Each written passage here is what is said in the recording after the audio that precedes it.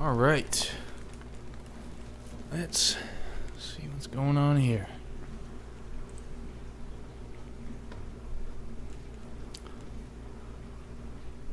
Got about 2 minutes until we get going here, so let me just make sure all of my...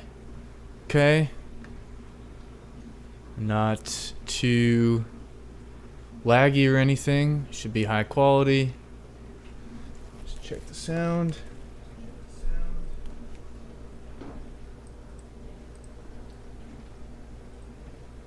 Got about 2 minutes until...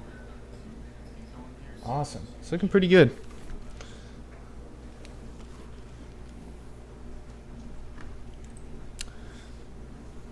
Yep.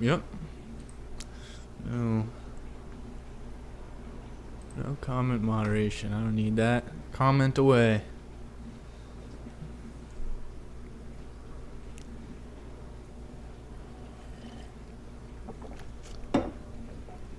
Alright.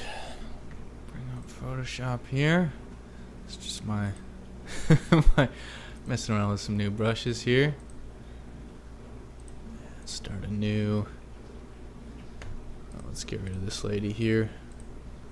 Was doing a study earlier.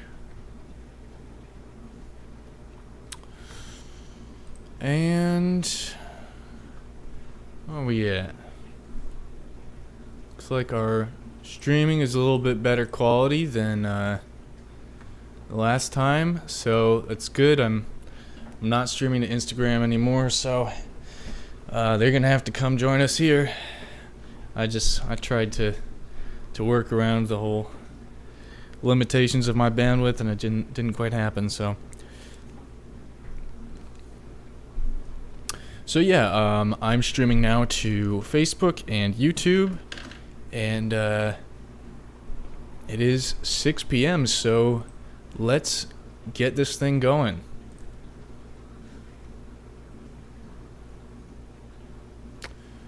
And yeah, so wait for people to file in a little bit here, but in the meantime, let me create I don't know, what am I feeling tonight?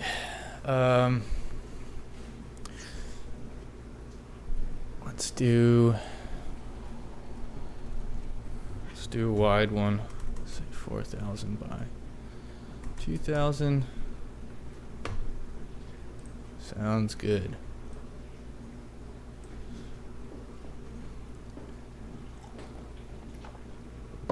These wide format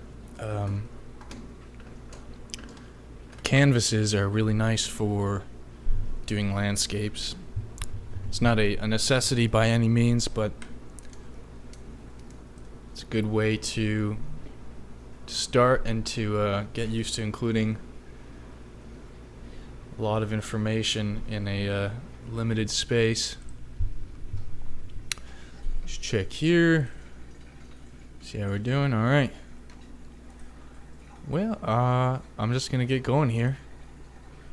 So, let's see. I actually got this new brush pack from what's his name? This incredible artist, Greg Rutkowski. He's on ArtStation. I strongly recommend you check him out. If you are an artist or if you are just anybody who loves cool art, his stuff is just totally awesome. And so I ended up downloading some of his materials and some of his brushes, and I was messing around with them earlier. But I haven't quite got a grip on that stuff yet, so I'm just going to use my my essential pack here.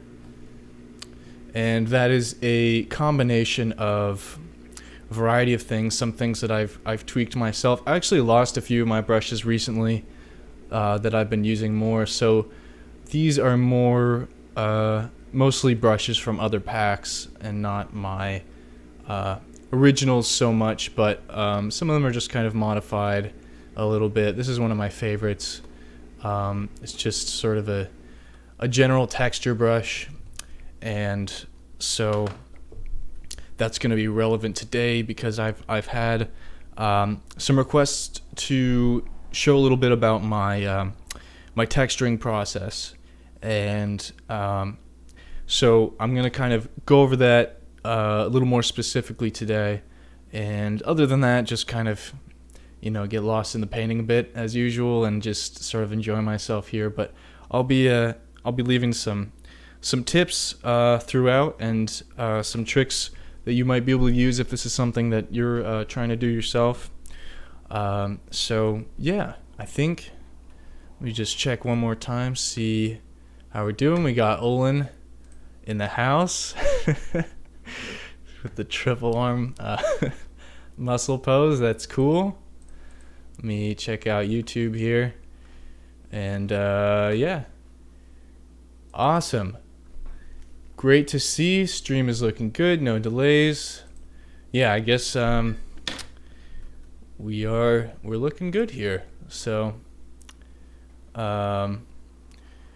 let's get back to the painting, and I'll just what I'll do is I can't see the comments as I'm painting because it takes up my whole screen here, but well, I suppose I could pull them up on my phone. Maybe that's a good idea. But yeah, for the most part, I'm just going to be focused on the painting, and then every 10, 15 minutes or so, I'm just gonna kind of check in and see what people are saying and so forth. So let's see. Yeah, I can actually. Oh my God, I'm playing on my phone here. Cool. Yeah. So I can actually. Oh, hey Nick. Nice to see you here. Cool. Yeah, I can actually look at that stuff on my phone while we're going here. So, isn't technology impressive? I've been diving right into a lot of this stuff with the live streaming and the social media, and got an iPhone recently, so I've jumped onto that trend. So far, I'm actually liking it. It's a pretty impressive machine. And it's got a great processor, so it helps me a lot. It just saves me a little frustration when I'm doing all the social media stuff. So, all right, let's get going here. So I'm gonna create a new layer here, and I'm just actually gonna take the pencil here. This is from Kyle's brush set. It's a pretty common brush set. I believe it's free online. I'm just gonna I want to make this landscape a bit more open. I have a habit of kind of cutting a lot of things off in the corners here, and I really just want to keep this one pretty wide open, maybe from a bit of a higher vantage point. And I'm gonna include the character because I love putting the characters in here, but they're gonna be quite a bit smaller than usual, and just gonna be kind of off to the bottom. This is gonna be I don't, as usual, I have no idea really what I'm setting out to do here, but I'm just at this point sort of making some broad decisions about the kind of scene I want to make, and it's looking so far like it's going to be a pretty vast space. I've put my horizon line around the 2/3 marker here, maybe even a little below that, which is a good way to start.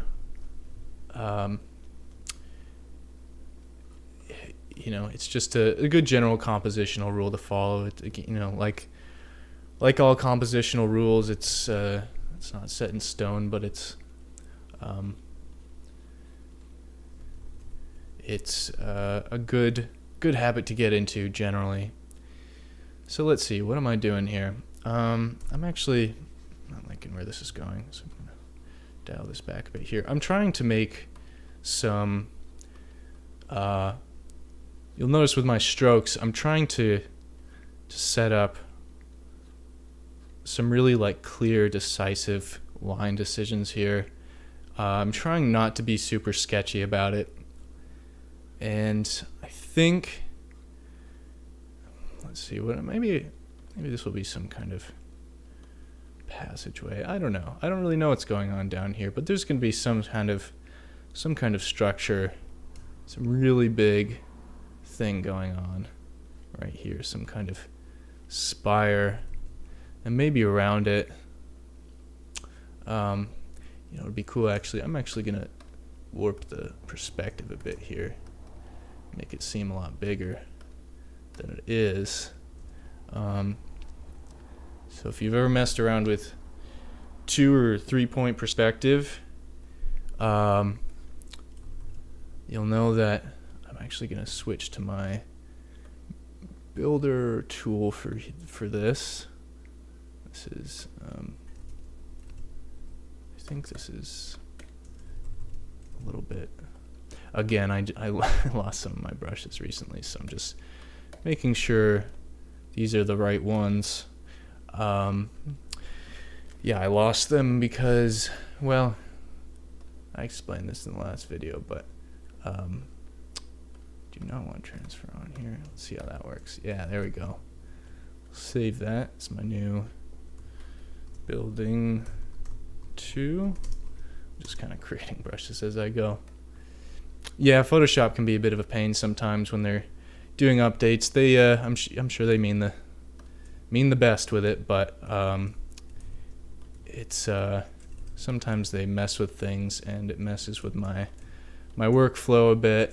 And then so what I did in this case is I reverted to a previous version of Photoshop, but I forgot to back up my brushes, and so I ended up losing a few of them. But you know, I don't know, brushes aren't super important. You know, I had to remind myself, like, well, I'm not losing all the skills I've developed doing this. It's just one aspect of it, and fortunately, I can probably recreate them. I can try to create some better ones even, and it's also opened me up to finding some new brush sets, like the one from Greg there. I can never remember how to pronounce his last name, but again, fantastic artist. You know, I got his name right here, Greg Rutkowski. Look him up. He's awesome. So I'm doing something here that I didn't before, and in the last video, and I'm actually doing a bit of sketching first, and I'm actually blocking out some, like, I'm holding down Shift, and this brush, unlike most brushes, is not using a transfer mode. That's something you can change in your brush settings. So that means that when I hold Shift and click somewhere, it's just going to create this clean, uninterrupted line between the first point and the last point. So I'm using that to just create some simple geometric shapes for this, I don't know, this structure and what looks like these kind of spires around it. Yeah, well, it's a good tip. Fortunately, I did have a backup of my brushes and my fonts, but it was a bit outdated. So I guess the lesson here is back them up more frequently. But as I said, it wasn't the end of the world. So let's see. This is, yeah, I'm kind of liking where this is going. I'm just gonna cue in a few like simple perspective lines here. They're not. That's not really accurate, is it? Actually, I'm gonna just create a new layer, and this is actually a bit more precise and complex than I had planned on getting into today. But why not? We can do a little perspective thing as well.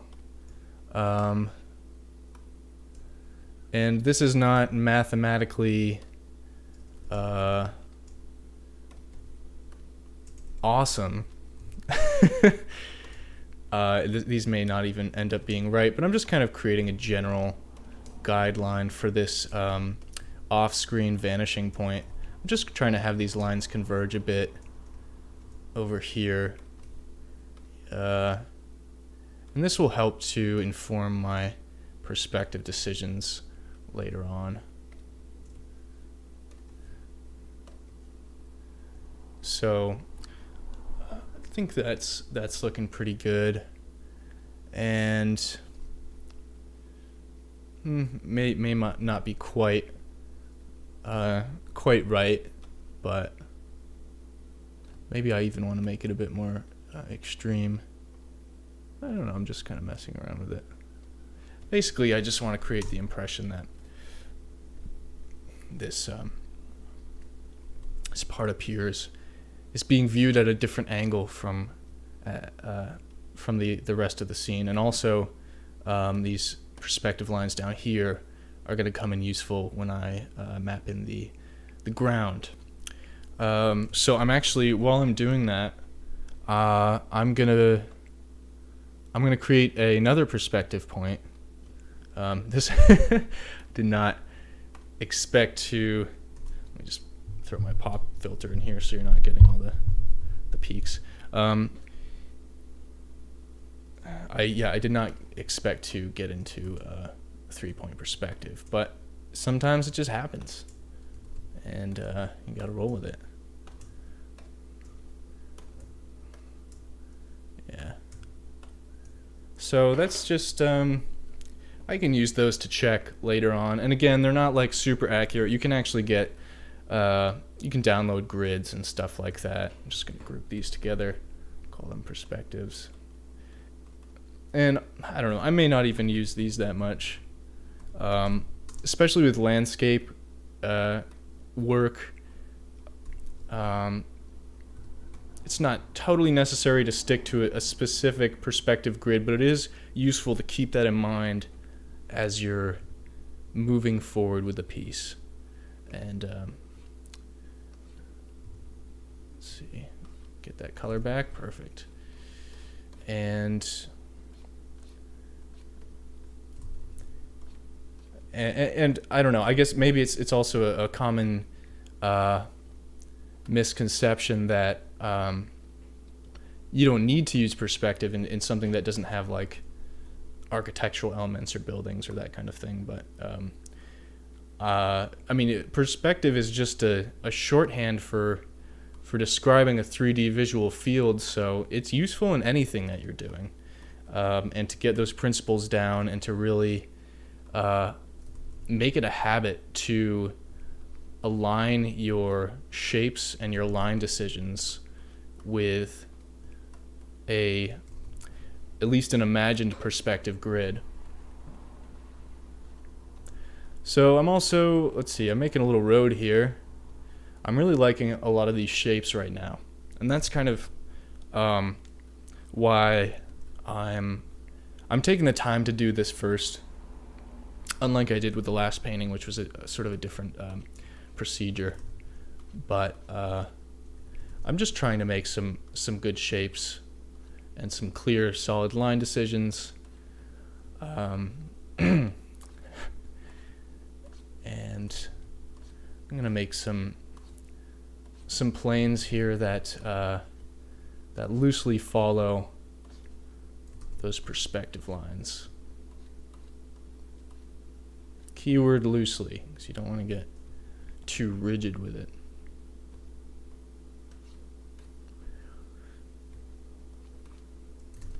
And that's pretty much, let's flip the canvas, see how it looks. It looks a little bit off balance to the left. And that's just sort of an intuition. But it's, I mean, literally these shapes are leaning a bit to the left. So I'm going to add a balance blocker here. Just a shape that will help contain some of that energy and redirect the eye back to this central shape. And what else? I may even want to see that perspective grid again. Yeah, let's make something big right here. Maybe. See how that looks if we erase Still a bit off balance, but I don't know, I kind of like it. Maybe what I will do is take this and do a distort shift transform. I have that hotkey to Control Shift T, but it's in the edit menu under transform, distort. I use distort and warp and then the default free transform. That's pretty much it. And those are super useful to have hotkeyed at any time. And I'm just going to give this shape a bit more interest with something like this. And yeah, I think this is looking pretty cool. This is seems like a fairly creative landscape. It's very otherworldly, and I like the how the perspective is set up. And yeah, let me just check real quick, make sure y'all are still with me. Awesome. Cool. Let's get back to it.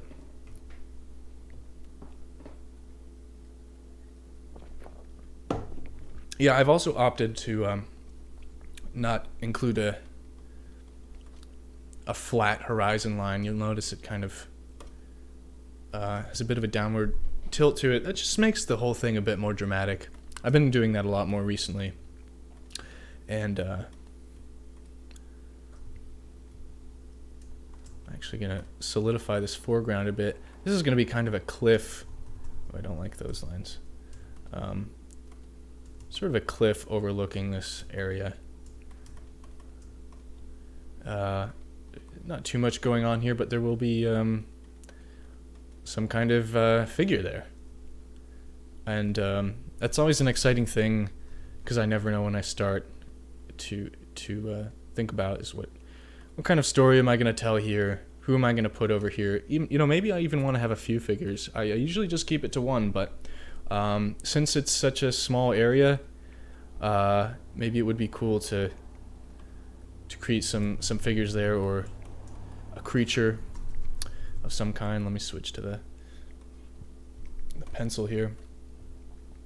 I'm kind of setting myself up for like a really long painting here. This is more along the lines of what I would do for a project that could take 4 or 5 hours, but we're gonna see if I can wrap this up at least in a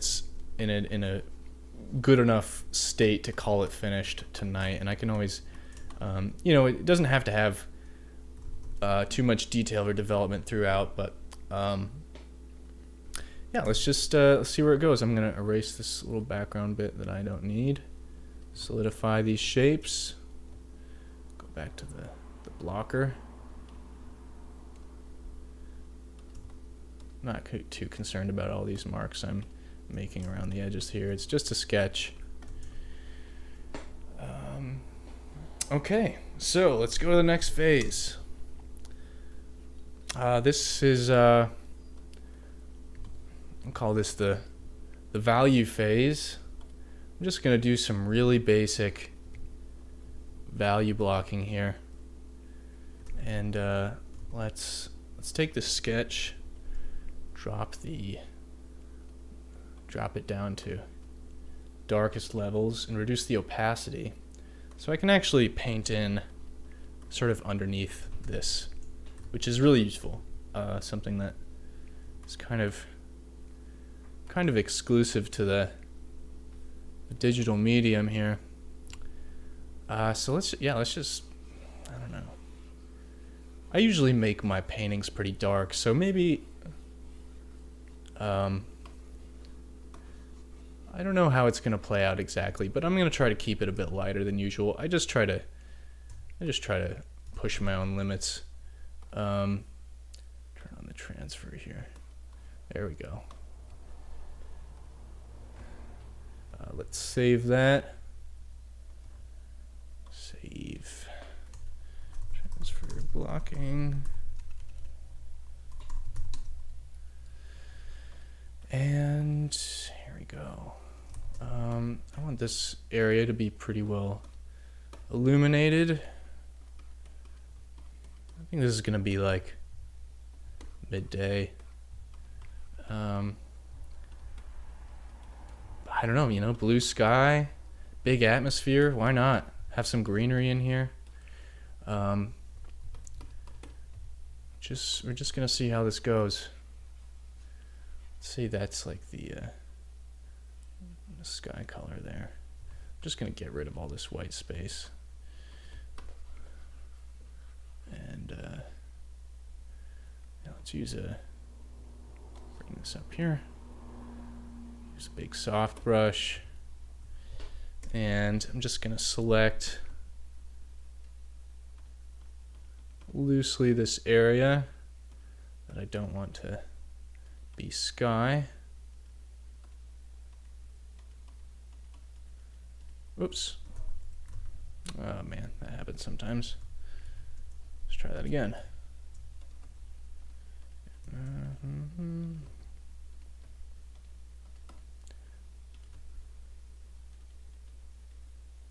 Sure, there's a faster way to do this. But, you know, it doesn't have to be perfect right now. I'm just trying to get some clean shapes here. All right, that's all blocked in, and I'm just gonna take a lighter value, just go over that horizon area, and really bring out some atmosphere. That's cool. And you know what? I'm gonna invert that and bring in some darker regions at the tops of these structures. I can go even darker than that for the closer ones.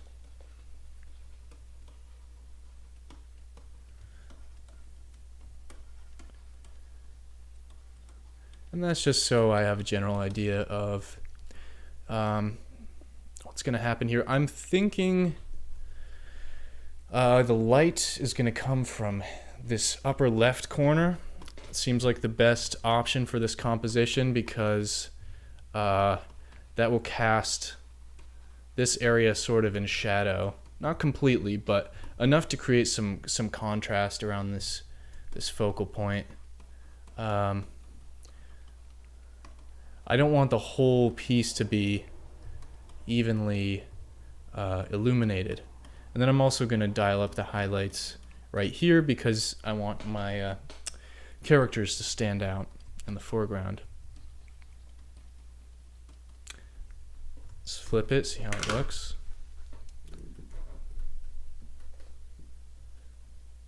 Oh, hi, Amelia. Welcome to there's a fly buzzing around my. I probably spent about a total of 45 minutes today chasing down flies in my apartment. It's a great way to get active between art sessions if you're looking for ways to, or you know, if you work at a computer or anything. It's a great time of year to hunt down flies in your house. Really keeps you alert, keeps you moving. Now that I've done this value thing, I'm kind of looking at this composition again. And this big block is kind of messing with me. Don't really. Maybe I'll try this. How's that? That's a little better. I don't know. Something about it was just a little too imposing, a little too distracting, and let's see what happens if I just fill out this corner. How does that look? Oh, that's kind of cool. It can be like a cliff. Something like that. Maybe I like that better. Maybe I don't though. I mean, the kind of the point of that shape is to, I'm trying to repeat shapes at different scales and develop sort of a rhythm to this piece. So, do I want to keep that? Let's see if it'll be interesting with the perspective lines. Well,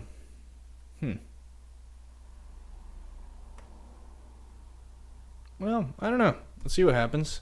Can always change it later. Nothing is sacred. And I'm just gonna include some atmospheric effects down here. I guess these will be the most distant of all the objects. Let's see what this looks without the sketch. Ooh, that's pretty cool. Very mysterious. I'm actually gonna create a bit more of a hard line here. And then likewise, let's section this out. Create some more atmosphere down at the bottom. If you are not if you haven't tried digital painting, give it a whirl. You can download some cheap tablets on Amazon. You know, the one I'm using was only $75, and the one I was using before, it was super small, but it was like $25, and you can just plug it into your computer, give it a whirl. If you have an iPad, you can do it on there. I do a lot of work on my iPad Pro. I recommend checking it out. It's a lot of fun, and can't hurt. So, all right, this is looking pretty good. And what's next? All right, so I'm a half hour into this painting. I got a solid plan going. I'm actually going to copy these layers just as a backup.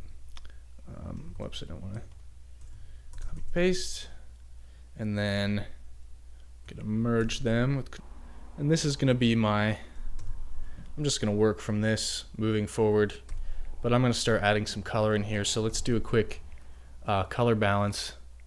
Get some shadow tones and some nice highlights. Ooh, that's looking more like a sunset.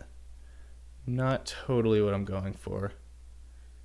What am I going for? It's more of a midday vibe. Just give it a little green. And Jesus, I guess that's enough for now. And then next, I'm just gonna use a brush on color mode. Actually, maybe I'll try something different today.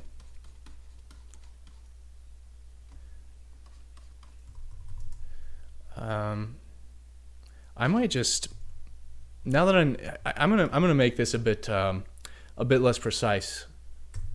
I'm actually going to I'm using the wand tool to select my sky.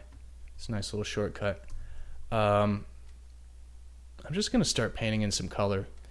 If I want to be a bit more careful about it, sometimes I will bring the color picker out here. Sometimes I'll start out with a brush on color mode,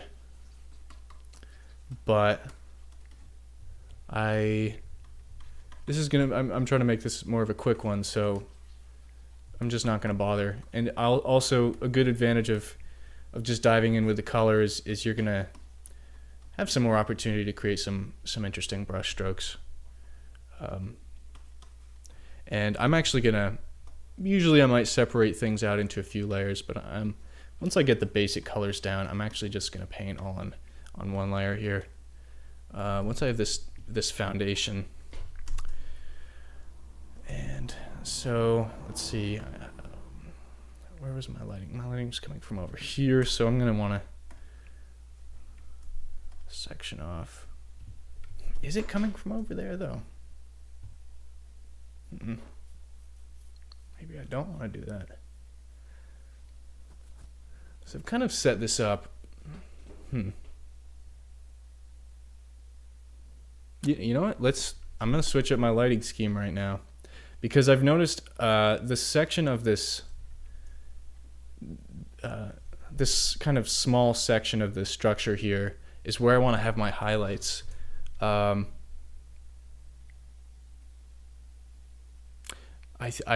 just kind of thinking intuitively that might be a more specific area to cast in light.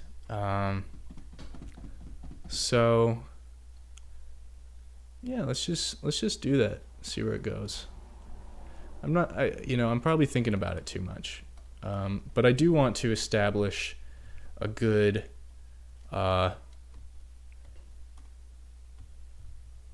lighting scheme. I want that to be consistent throughout. So I'm just gonna use kind of a general indicator of, oh, that looks good. Yeah, that's pretty cool. Although it does look a bit more like a sunset kind of thing. I'm gonna change the tone of that, actually. It's a bit too warm for me. It's gonna be kind of casting down this way. Yeah, I think that's pretty cool. And then there's gonna be more of that, just some kind of dusty atmospheric stuff here, and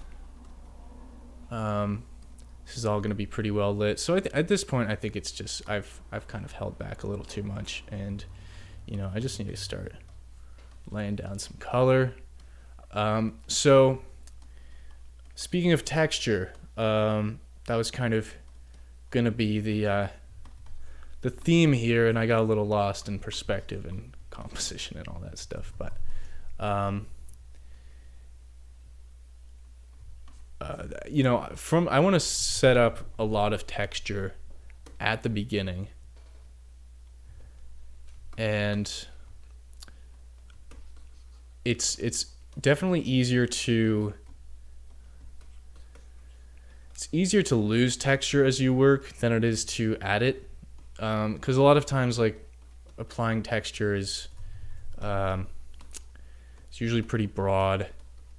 What do I mean by that? I mean, you need to use these kind of broad strokes or areas of selection. It's hard to kind of, once you've narrowed down your field of focus, it's just a little harder to add them. So I like to start out with some interesting textures and just kind of see where that goes. Let's try, what do we want to do for these clouds?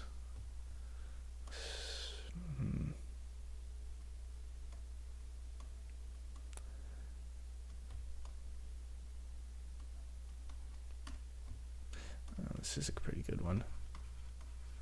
That's a little cheesy. I'm just gonna keep it to, you don't always have to use like those custom brushes for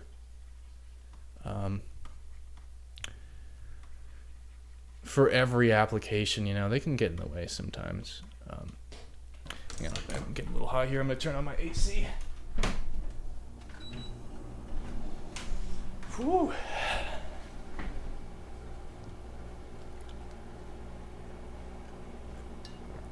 Let me know if that noise is super distracting, but you can still hear me fine anyway. I think you'll survive. So, oh yeah, I'm just loving these subtle, and I hope you can. I think the quality's pretty good on this stream here. I think you'll be able to pick up on some of the subtle things I'm doing here.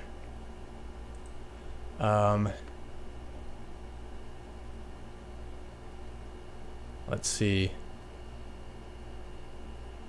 Oh, Nick, yes, to answer your question, you can export your brushes. I can actually show you here. think you can click on this group and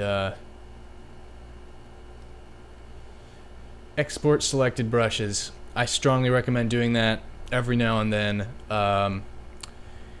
Photoshop will not automatically back up your brushes, so they're set up so that when they install an update, it doesn't usually mess with them, although it has for me in the past, which can be super annoying. So yeah, I will update them manually, or export them manually and save them in a separate file somewhere on your computer, and later on it'll be in like a I think they'll all just be in a single file. And if you ever have a system crash or anything like that, or you have difficulties with Photoshop updates or anything like that, or you want to revert to a previous version like I did, you can literally just double click on that brush set, and it will bring you, it'll just install them automatically, and they'll show up when you like I just installed this Greg Rutkowski brushes today, and I just had to double click the brush file, so it's a really good thing to have. Yeah, this is pretty cool. So I'm kind of keeping things pretty vague here, but I want the brush strokes to be here. I've recently just really gained an appreciation for having a more painterly look, and really showing and being deliberate about your brush strokes. Ironically, that wasn't even something I paid much attention to when I was working in oils directly on canvas, but yeah, I want to have some big things going on with these clouds.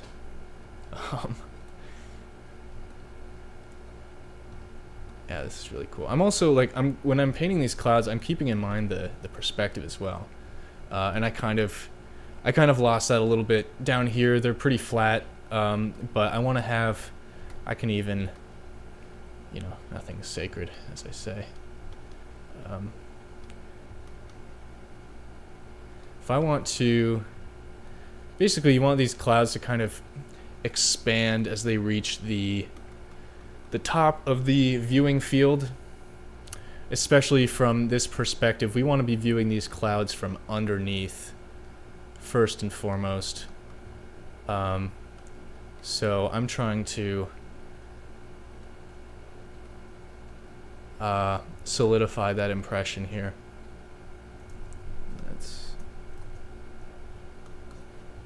And you can do that with making more specific stuff, more flat lines down towards the base here. I mean, these are big, fluffy cumulus clouds, so they're not so flat towards the horizon line. But if they weren't, it's just generally good to keep them flat down there. I'm gonna flip this, just make sure everything looks cool, and I think it does. I think it looks pretty cool. I'm actually gonna make this a little more dark and foreboding here, almost like these are storm clouds, just waiting to do something. And I'm creating a little bit of color variety in here. I'm actually creating color variety just by using grays against blues, and that is a form of color variation, and it's something I strongly recommend you use. Oh yeah, I'm liking those dark grays. And just gonna have a bit of a highlight in here, but nothing crazy. I'm just gonna blot out some of this.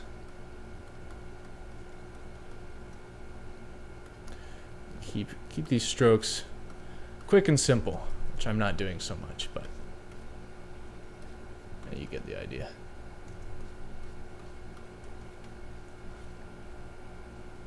And I'm also looking at my navigator, making sure these look okay from a distance. Something funky is going on up here, so I'm just kind of messing around with it, looking back at the navigator. Let's use the smudge tool and have some fun with these clouds. It's this is so fun to do this. Just making them all swirly, making them, bring them back a little bit, give them some interest and some realism here. And it helps to smooth out some of the texture. I mean, you know, and that will help to solidify the impression that these are, in fact, clouds. So I've spent a little too much time on that area here. I'm just going to keep moving along. I'm going to select this whole region. This needs to be a bit more blue because it's distant. It's a distant object, and select this as well. Distant objects tend to be blue, very light blue in their shadow area. So I'm gonna kind of, that's a little too much. I'm just gonna get a little crazy with it here, darken it up a little, create some variation, some texture. Can't forget that texture.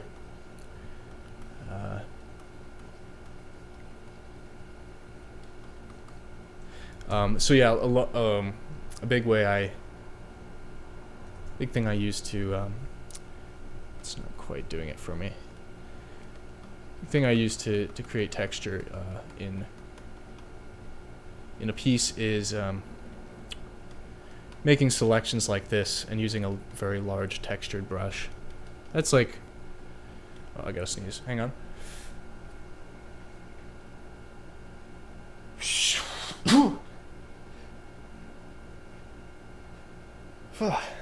Excuse me. It's a big part of, it's like 95% of what I'm doing with texture in most of these things.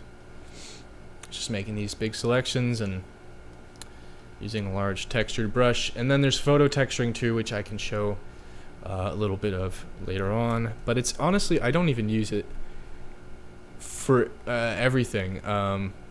I really like to keep the strokes in there most of the time, or at least just try to create the texture loosely on my own before I sort of dive into that kind of thing. I'm just gonna create some cloudy stuff. Maybe that's a little overboard, isn't it? Dial this back.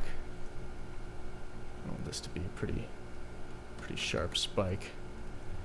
And that's another advantage of keeping this stuff on a layer, is you don't have to go back and forth like this, but I'm not too concerned about it. Sometimes you'll get some weird stuff like that, but I'll just go and smudge it. I mean, if you want to be really precise about this stuff, yeah, I'd keep it on a layer, but otherwise, you know, I'm trying to be a bit more painterly than usual here, so. Alright, let's keep on moving here into some other areas. Let's solidify this road here. I'm gonna use a bit more of something like this, or I guess this is a road, yeah. Let's try this using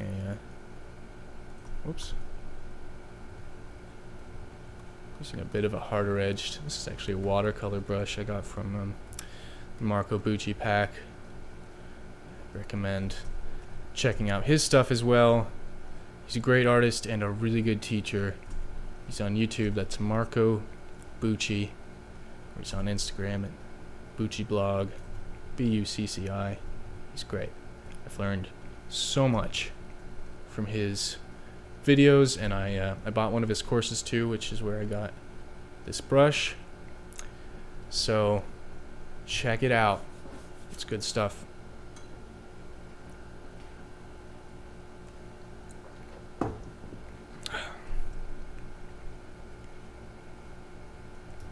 flip it, see how it looks. I don't know.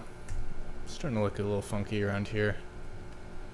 I'm just gonna, I guess this was gonna be one of the distant spires, so I'm gonna have that a lot closer to the sky color. And then this here, this will be illuminated.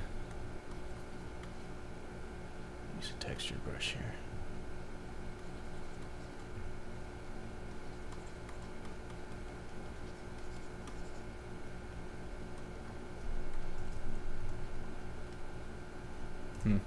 It's a little too yellow. Doesn't quite match up with the. See how that looks. It's a bit bit closer, but I don't want it to be that blue. So I'm gonna keep it around this. Just subtle adjustments. And this point is a bit too unrealistic for me, so I'm just gonna take that out.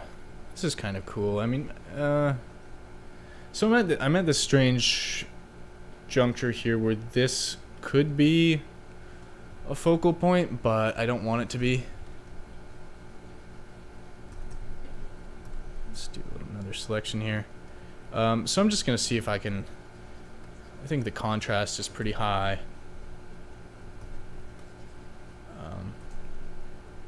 Just sort of. So I'm gonna see if I can match that here. Make this area a bit more interesting. Get some of those nice highlights in there. And then I'm gonna invert that, and I'm gonna remember those perspective lines. I'm gonna try to create some stuff like that. Let's bring that up. Yeah, let's just make some. I'm actually gonna select this area. I'm just gonna cue in some subtle variations in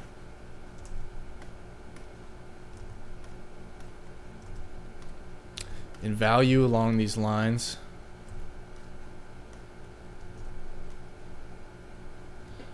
Now it's it kind of looks like a tiger, but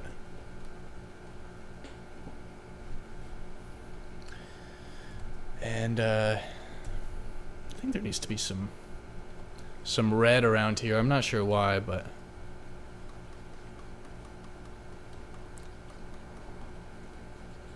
I'm liking what this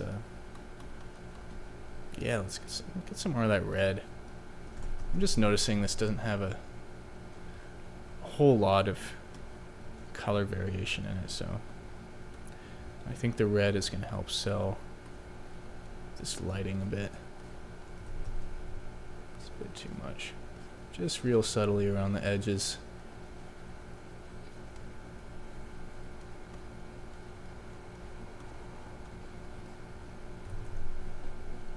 And another thing about this shape here is it's a little too symmetrical, so I'm gonna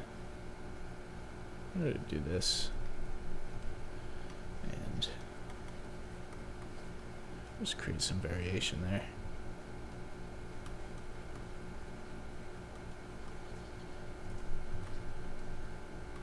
Yeah, it's better. I don't know why exactly, but I do know why. It's just it's a bit more of a 1/3 to 2/3 ratio, and I've also broken up that line so it looks a bit more organic. I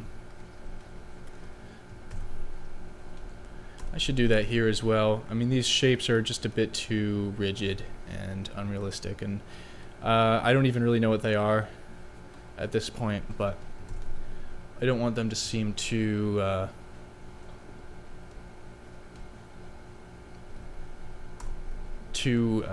artificial. So I'm just varying up the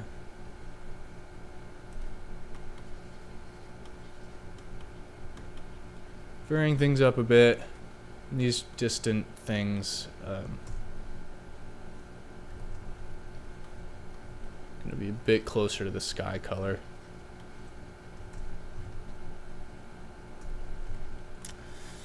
Flip it, see how it looks. Yeah, it's kind of cool. There's something funky going around here. This whole area isn't quite reading well. So I'm gonna mess around with this a bit. Let's create some shadows among these crevices.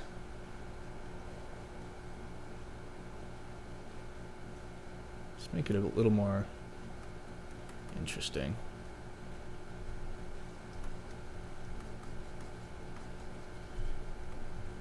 It's not going to be quite that extreme, but, you know, pretty close. This is all... Yeah, it's reading a bit better. I'm just going to lighten that up a bit more. I want this thing to seem really big, so I'm using a lot of light blues for those shadows at the base. And that's... Yeah, I'm making this a bit more organic looking now. Which is fine. I have no requirements for this piece. I'm not sure about that shape. Let's reinforce that perspective a bit more. Let's make this a bit more dramatic, like that. There we go. That's cool. I can get into that. Maybe to balance that out, we'll put another one right here. Gonna be these kind of like, I don't know what they are. Invert. And then make this selection here.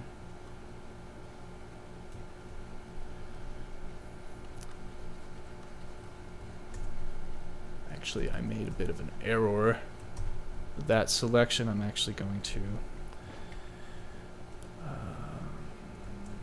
cut off this little region here just so it's a bit more in line with the perspective.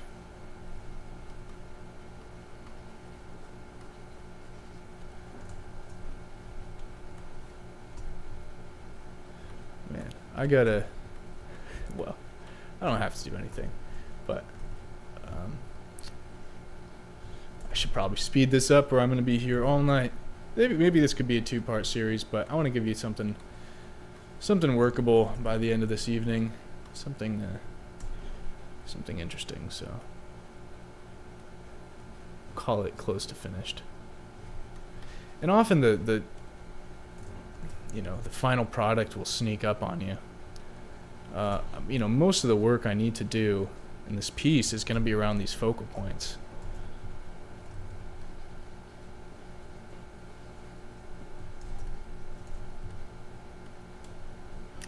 And I just, I'm going to kind of just... Oops, that's not what I meant to do. I just want to kind of lose some of these edges here. This is all a bit too rigid, so I'm just going to go in and kind of do a bit more, some more painterly stuff here. And use a dry brush and just kind of... I'm just going to mess with it. Sometimes you just have to just mess around with it and give it some tough love. I don't know what's going on up there. I guess it's kind of like almost like a clouded area. But that's just helping to break things up a bit. And I need to keep injecting more color in here too. And making some brush strokes along those perspective lines, dialing them back a bit, kind of intentionally blurring out areas that aren't needed. And I just there's this little kind of hiccup here.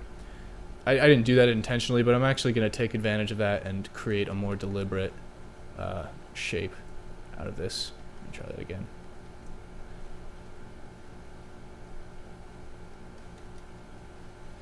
Just gonna get right in there and carve out that little area. Oh, that's pretty cool. I really like that. I feel like that made a huge difference, and I'm not sure why. It just helps to break up the monotony. I'm carving out this piece like it's I'm creating some red reflected light here. I mean, it's comparatively red. If you look at the color picker, it's actually still blue, but it looks red next to all these blues. That's kind of just a fun little color theory thing.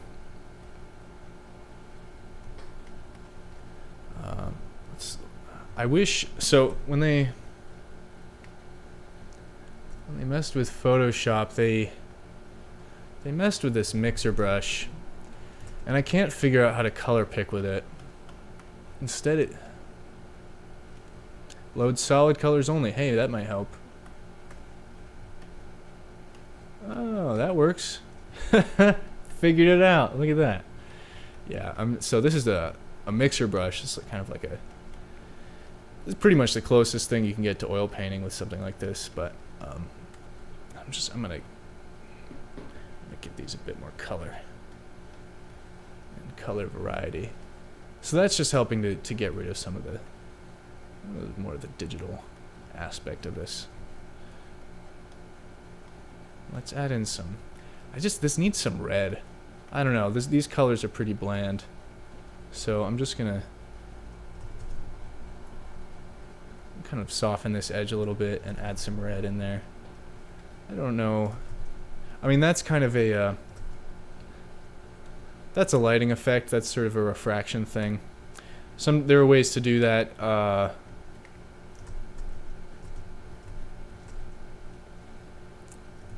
With layers and linear dodge brush and that kind of thing. But sometimes it's good to be able to paint it in literally or directly.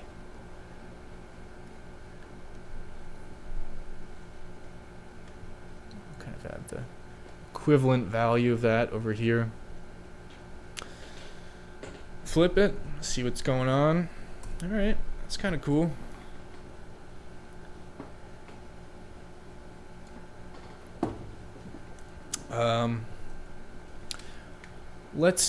I've kind of left the rest of this painting behind, and I've been focusing a lot on this focal point, so I'm gonna do a couple quick things with the mixer brush, and then I'm just gonna keep things moving along here.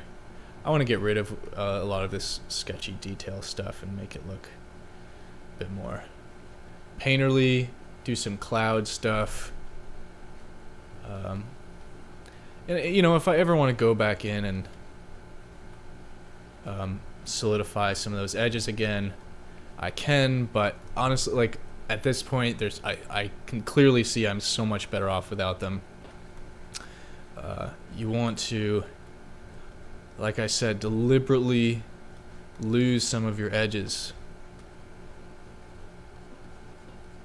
You don't want them all to be so and having some hard edges is really great. Like, I just realized I want to have a nice sharp edge here, and the selection tool is great for that kind of thing. So I'm gonna switch back to a regular brush and just give that a nice little textured clean edge there. You hear I'm tapping the pen there, and that's just pretty solid. And you know what, I'm kind of seeing like there should be like another smaller shape in here. I'm not sure why, but just to give it a bit more interest. And I'm gonna harden up this edge as well. It's looking very, very sci-fi, but you know, you don't have to lock it into any one genre. Maybe I'll make another one of those interesting shadow shapes here.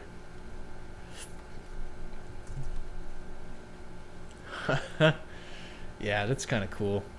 I dig it. Let's go back to that blending brush. I am watching the Facebook comments here on my phone. If you're watching on there, So feel free to ask any questions, and I'll be happy to attempt to answer them for you. Switch back to my mixer brush. Just have some. I need some more blue here. I just want some colors. Colors.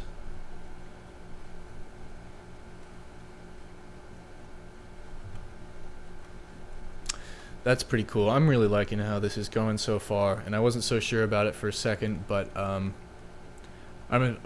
think it's heading in a good direction. So let that be a lesson to you. If you're ever starting something like this and you get discouraged about, I don't know, 30 minutes, an hour in, just keep going. That happens to me pretty much every time. I'd say like the 30-minute, hour mark, I just go, what the hell am I doing here? None of this is making sense. But here I'm exaggerating those perspective lines again. Just to make it clear that we're looking at this sky from underneath. And I think, you know, what if we even had some of those clouds just crossing right over the top there? Wouldn't that be crazy? I think that's crazy. But I'm gonna do it.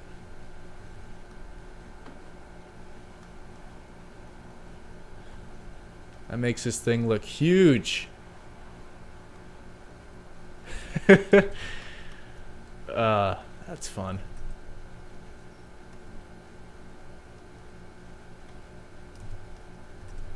More big shapes. And that also suggests a wind current, which is a natural thing. Helps to make your piece look a bit more realistic. Let's flip it, see how it looks. It's pretty cool. I think it's still a bit bland color-wise, but and I think this needs a bit more definition. Maybe I'll use the smudger. Kind of. Oh, look at that. That's pretty neat. Oh yeah. That is so cool. Just give this some variation. I guess it's like a pretty low level cloud, so it's gonna have a bit more form to it, I guess. Now let's move on before I get too caught up in that. It's pretty cool. I actually think this, what I'm noticing when I look at the navigator, this area up here, if you look up here, this is the navigator, by the way. This area is just sort of unclear. And it looks cool when you're looking at it from here, but from way back here, it's sort of a bit confusing, and I think it's just a bit too complex of a shape. So I'm going to just try to simplify that shape with a quick stroke. Something like that. Like that. Maybe not like that. But sometimes you just have to try it a few times. I think I'm using the wrong color.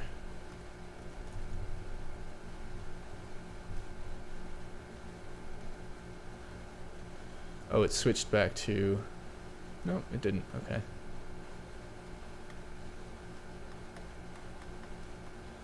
Just want to make this a bit more clear. But, I'm just thinking, like, how can I clarify what's happening here from a distance? This is a good thing to pick up on now, rather than later. Maybe this whole cloud will be in shadow. Maybe that's what's going on. I'll hope to blend it in a little bit better. Whoops.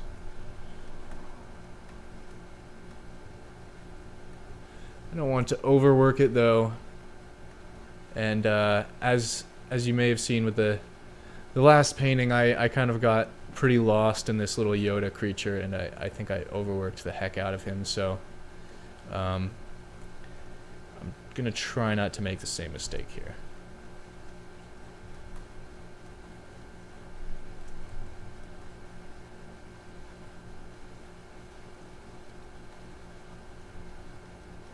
But I keep telling myself I can improve it, and I might be right. Who knows? I need more blue. Just getting a bit gray up here.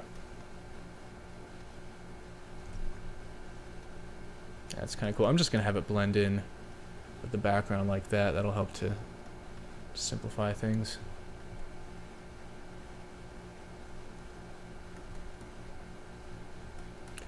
And then this... do some sweeping stuff. Over here, I want to have simple shapes towards the edge. Nothing too crazy. All right. I think I want to do just a little bit of cloudifying around these two. Just gonna smudge them out of place.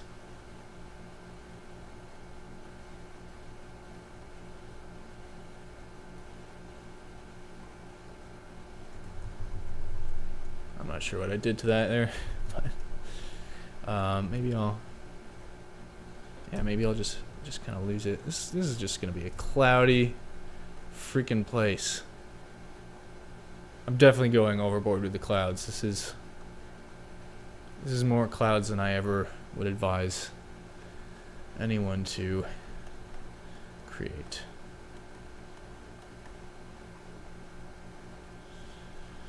Okay, I'm going to have to move on. White flag. Yeah. Oh, we can. I have a bird brush. Actually, I might break that out later. That's from the Evident concept art brush pack, which is also free on the Evident site. I strongly recommend getting that. It does include a bird brush, which comes in handy as a little final touch. Okay, I said I was gonna move on from the clouds, and I'm gonna force myself to move on. All right, so let's what's going on back here? We've got a cliff. Let's make some cliff shadows. Let's make some cliff shapes. Here's our perspective grid again. So the red lines, let's look at those. I want to have some shapes that follow that a bit. So let's take this one and just cut that piece out. And this will just help reinforce the impression that it's on a 3D plane. See how that looks. It's cool. It's a bit distracting, so I'm just gonna curb that edge a bit. I don't want it to stick out too much, and that's gonna be an opportunity for a little shadow section.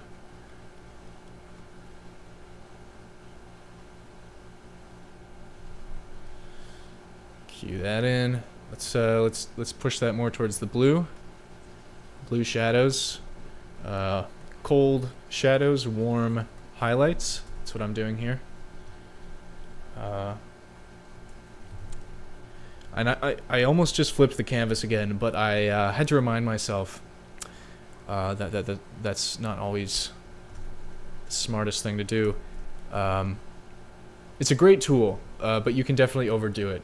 And I think I've gotten pretty used to it. And once you get used to it, it's not going to be super useful to you anymore. I'm just creating some variation in this rock shape, because rocks aren't gonna totally follow that perspective grid.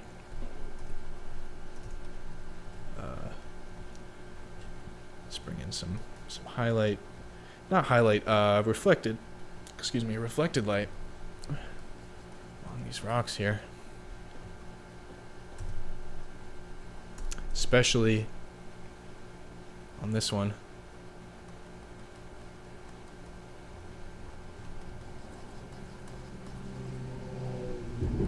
just blend that in with the natural rock pattern, cue in that texture where I actually lost a fair amount of it.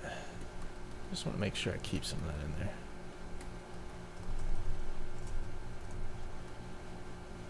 See how that looks.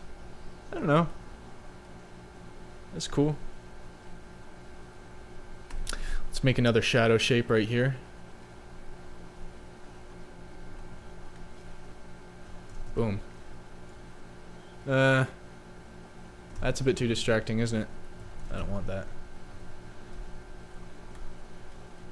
And this kind of looks like it's almost suggesting a... oops. Let's try a plane shift over here.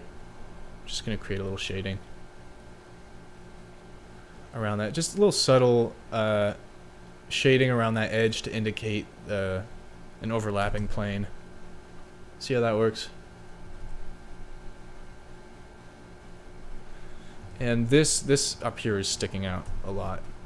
It's a lot of contrast. It's kind of drawing a lot of attention to that area. So I'm just going to take some of the sky color.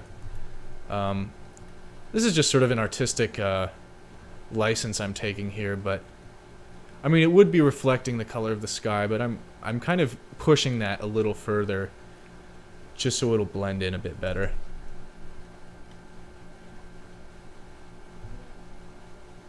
And maybe what I'm seeing here is I'm not quite loving this shape. It's a bit too rectangular to be a rock. So I'm just, yeah, and maybe now that that's improved a bit, I can go in and darken it up just a bit. There we go. That's something. God, I'm really liking how this is turning out so far. Jose, let me check out your comments here. Awesome. Oh, no, so these brushes are a combination. Deep mixer brush tool, painting. Oh yes, that's a great question. Great questions all around. Okay, so real quickly, I just noticed something coming back to this. I wanna bump up the saturation all around. Boom! Look at that. So the mixer brush, yeah, it's kind of a leap of faith when I'm only working on one layer here. So, actually, let's check out, see how it compares with the sketch. It's changed quite a bit, but I think it's changed for the better. So these brushes are a combination of ones I've collected from different packs and some that I've kind of made and modified myself. This one this textured brush I'm using here is from the Marco Bucci brush pack, and he's got a lot of great brushes there. I'm not using any of the Greg Rutkowski brushes quite yet because I mean don't get me wrong, they're amazing. I just haven't quite gotten a grip on them yet, and I don't want to rely on them for this painting, and I don't want to be doing too much experimentation and. You know, I want to have a bit more confidence for this, but as far as using the mixer brush, there's no guarantee that it won't mess up your work, but that's kind of the point. You're kind of forcing yourself to let go of your idea, and the simple fact is, I don't know, I say this all the time, but like nothing is sacred here, and you are just as likely to improve this piece doing stuff like that than you are to mess it up. And it's, you know, if you're not totally confident in those decisions, usually I would have made a backup by now, and that's a good thing to do. You know, just save the PSD file as a new file or something like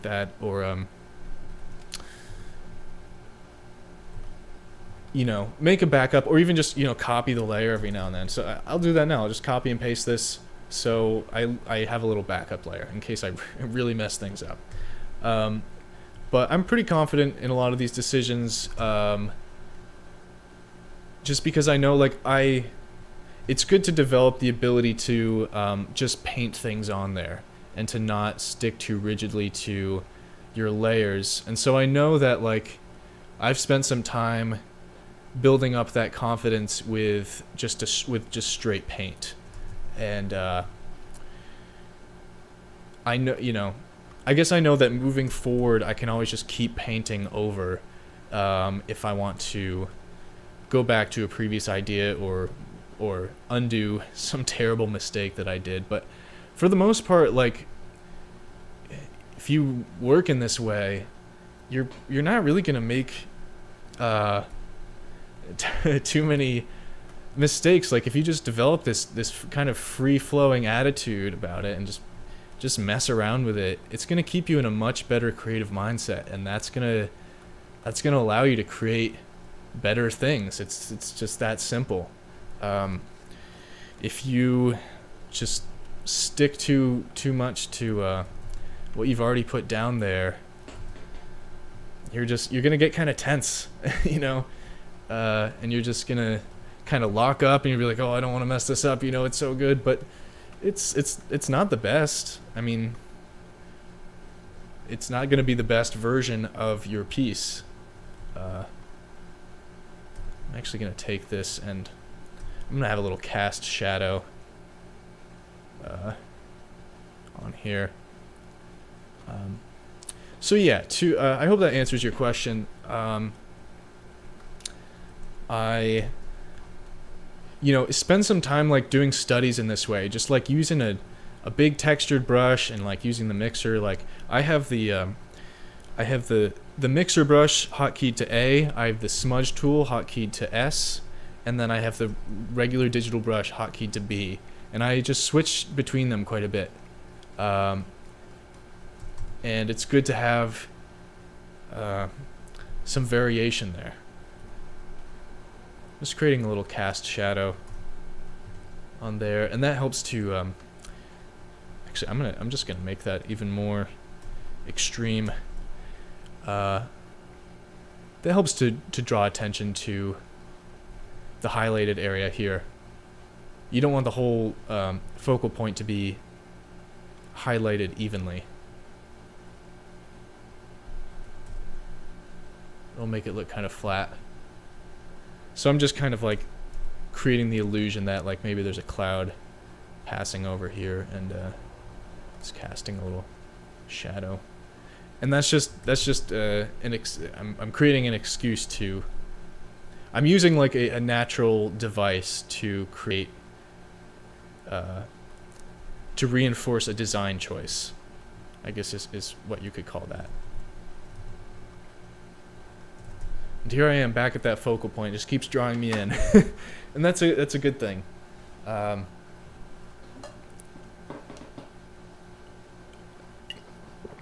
I'm not 100% about that decision I just made to cast that shadow in there. Maybe I will just do something like this. Make the very tip a little more highlighted. And then continue the shadow. This is a shadow that also has reflected light in it. That's why it's kind of more red. Because if you imagine, the light is coming down here, hitting this, and then bouncing back onto that area. Okay. This whole area is still just a sketchy mess. Like, I mean, down here, ideally you want to build up your painting in even stages. And I, try as I might, often get kind of wrapped up in the focal point details and that kind of thing, and I get kind of lost in those and forget to develop the other areas. So here I am going right back to it.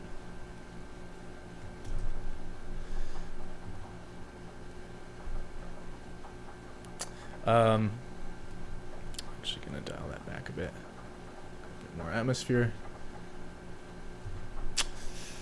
But yeah, you wanna build these things up pretty much at the same time. At least like, you know, you want to move past your sketching phase so you can see it as a whole. And I think that's part of the problem I'm facing here is I'm not seeing this focal point in the context of the greater whole. So I'm just gonna kind of tap out this rock shape and just give it a nice solid fill. A little shadow side.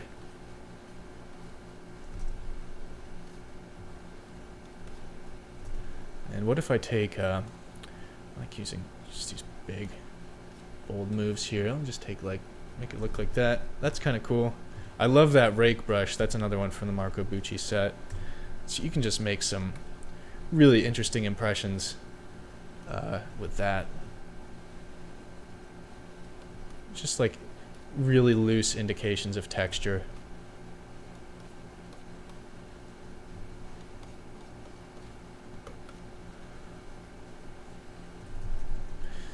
So let's see, this whole area here is a bit undeveloped too, so I'm just gonna, let's see, I'm gonna take this big old selection here.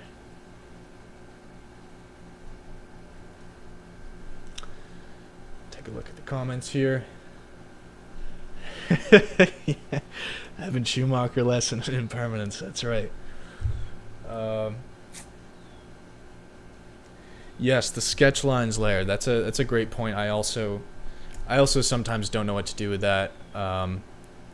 One solution which I've used here is to just I've just merged it right in with the painting, and I'm just painting over it because I know I'm gonna be going over everything anyway. But you can sometimes I'll just, you know, if I develop my let's really get some solid color in here. If I develop my what am I trying to say here? Having trouble talking and painting at the same time.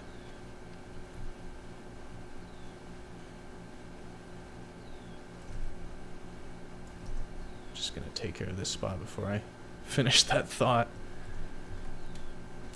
I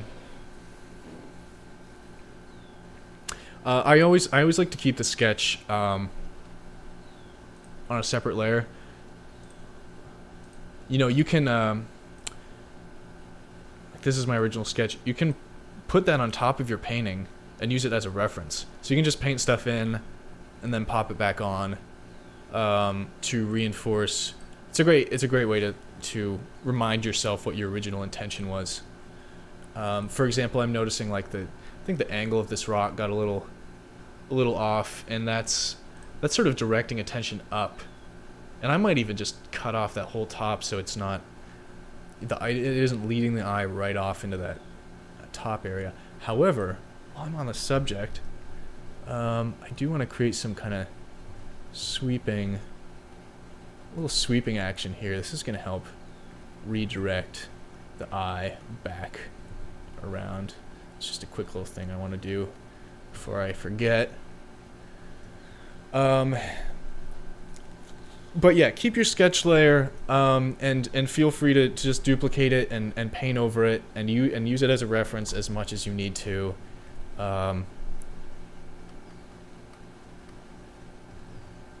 And that's pretty much what I usually do.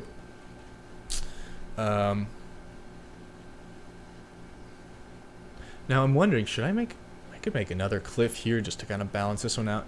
The problem I'm having with this rock is it's just sort of sitting on its own, doing its own thing. It doesn't really relate to anything in the painting so much.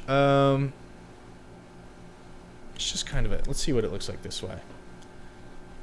I think maybe what I'll do is I'll have it be part of a bigger cliff over here. I have a tendency to see. I remember when I started this out, I was like, I'm gonna make this a really open piece, and I haven't really followed through on that. it's turned out to be a bit more of a closed viewpoint, but the scale is a lot bigger than I usually work with, so that's pretty cool. But ooh, that's kind of interesting what's happening there. Ooh, maybe there could even be like a little vantage point up here, just a little secondary focal point. That's oh, I love that. I forget to do that a lot, is create like kind of another place for your viewer to go. So I'm actually just gonna kind of create the loose impression of a, whoops, what did I do? Create the loose impression of a little path here.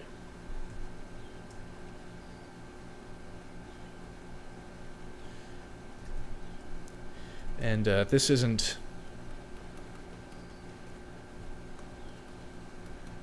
something that needs to be too distinct or obvious, but it's just like another place where the eye can go, and that's another place where the viewer could look out onto this landscape.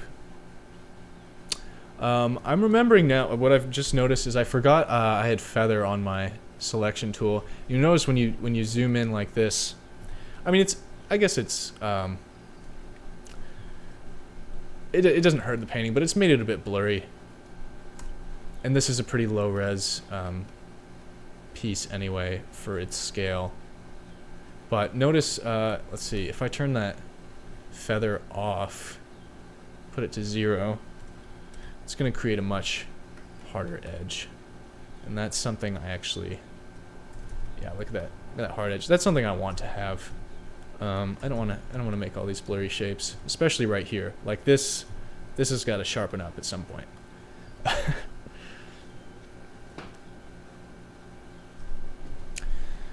So, all right, let's go back to what I was doing here. There's a little gap in the road. It's kind of like the edge of a hill that I've created here, and I want to use this as a pathway for the eye to get over to that structure. And then I'm going to go to the other side and sort of cue in the same kind of thing. Yeah, I'm using these big broad selections, and maybe what I'll do is use that rake tool again, just to create just to give the landscape some variety.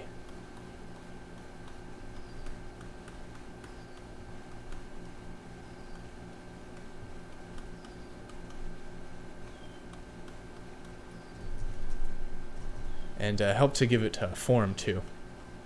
That's why I'm doing these kind of curving, sweeping motions.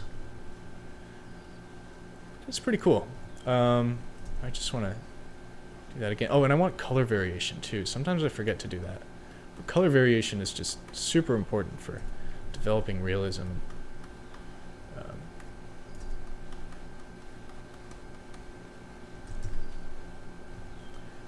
So that's pretty much, and that path is just going right into that little crevice there, so I'm just going to select that out and really reinforce that. I want that to create a lot of contrast there. It doesn't even matter what brush I'm using here, really. I want that to be a high contrast area. I might even dial it up a little more, like that. That just makes it clear that that's where the eye is going to go. And I'm noticing that this shadow is not quite meshing with my other shadow shapes in terms of color, so I'm just gonna dial in that blue again a bit, and I'll just bring it in over here too. Now that I've made that random wand selection tool, maybe not there, that's a bit too intense.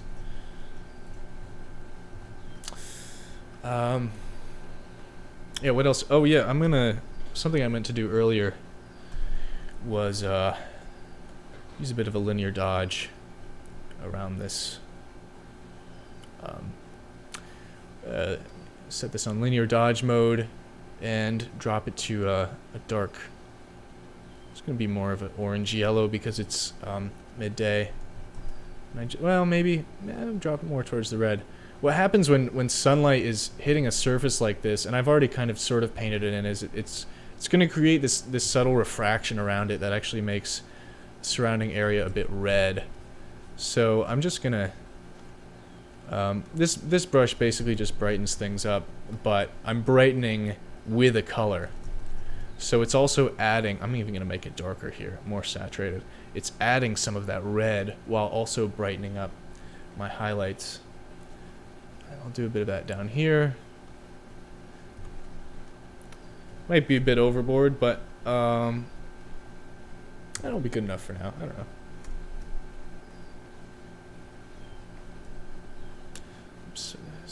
Something about this area isn't quite reading well. Maybe I need some shadowiness over here. Let's get some of that green and use that rake brush to just make it look. That's a bit too intense. And add some of that sky blue in there. I don't know if that works. I don't think it really does. But let's try doing some of this stuff. It's not, I guess it's not going to be that steep of a hill, but I want there to be a bit of shadow towards the bottom. So maybe I'll even use a smoother brush to indicate that. How does that look? Still a bit weird. Let's try to just paint some stuff in. Enough of the selection tool. Let's use the mixer brush actually, and vary up the color a bit.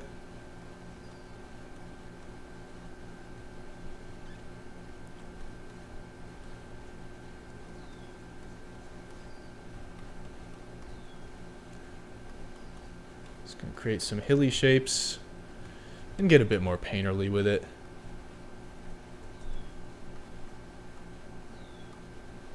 Oh yeah, that's looking a bit better already. I think sometimes you just need to get in there and make some marks. I was doing quite a bit of work with the selection tool, and I think that just made it a bit rigid. So I'm going in with some smoother strokes and just really making this pathway area pop.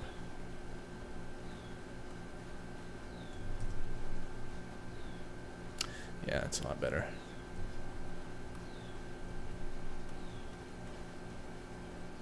Let's create some shadows in that hill there.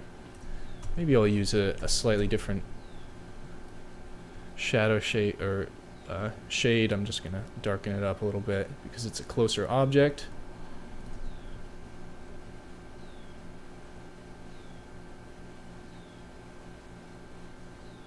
Maybe I won't. I don't know. Sometimes it's more about a design choice than what's realistic per se.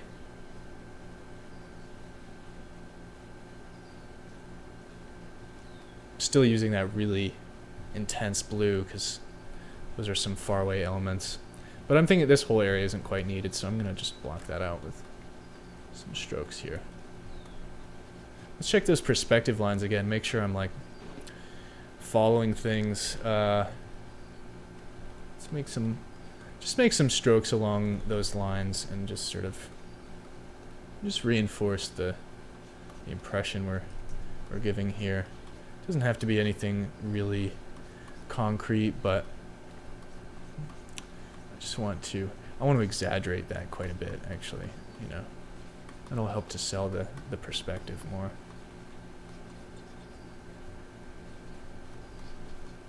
Give it some red, just for variety. Let's see how that looks. It's kind of a mess, but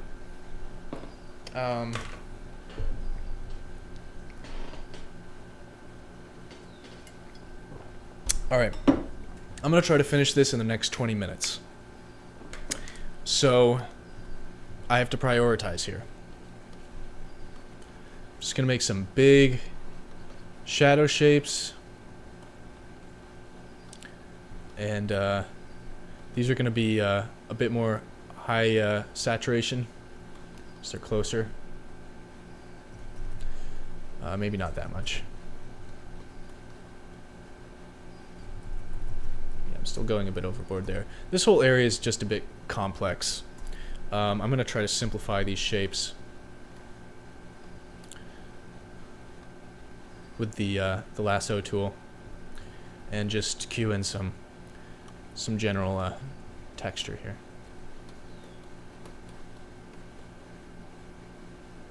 See how that looks in the navigator. I'm just going to dull that down and shift it towards the cool a bit more. And use some of these cool blues to contrast with the... Yeah, I think that's better, just looking at the navigator up there. But I really want to emphasize these perspective lines too, so I'm going to just make some shadow. Oops, I don't want it to be that extreme. Just around the edge here. Make some shadow lines. Ooh, that looks good. I like that.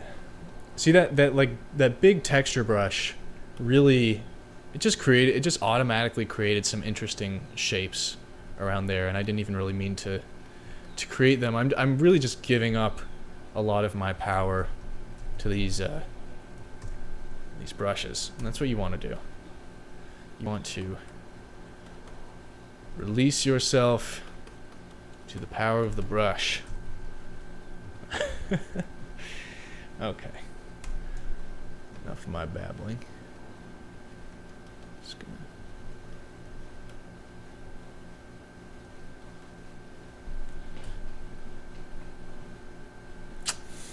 Alright, what else do we want to do here? I'm just going to solidify this path too. So once I make these big shapes, I can always go in with the mixer brush and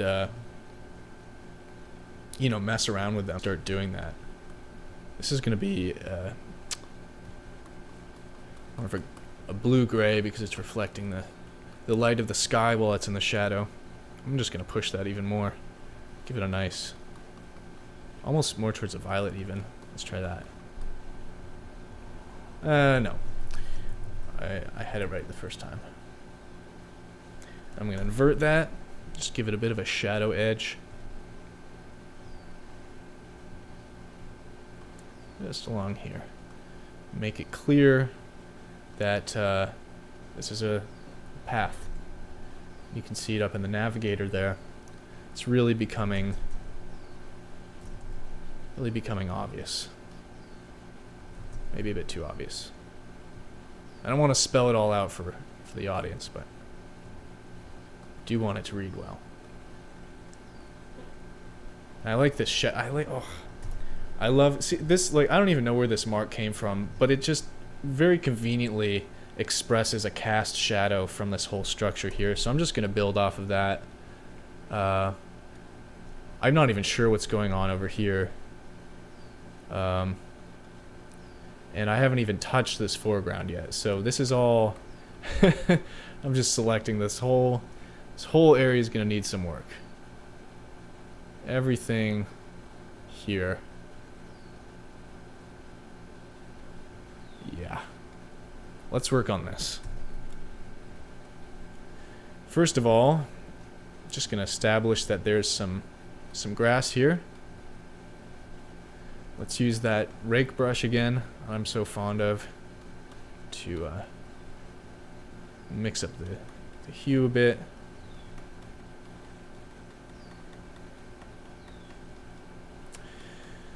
And what's happening out here? It's not really totally clear, so let's make it clear. All kind of loose atmospheric stuff. These shapes are going to be lightly defined by their silhouettes. Other than that, that's about it. I don't want to draw too much attention to them. And towards the base, it's just going to blend right in with the sky. It's super foggy because they're very far away. Okay, that looks cool. What else do I have to address here? There's a rock that I painted in earlier that I really want to keep. So I'm just going to I'm going to select that area and create a shadow around it. Let's use a relevant shadow color here. But it's also going to have reflected light. So actually, let's push that more towards the red. Yeah, that's a bit more realistic. I don't even know if that rock needs to be there, frankly.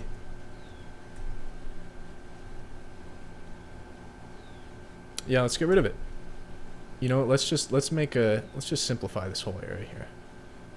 Let's just make this one big hilly, I almost said family.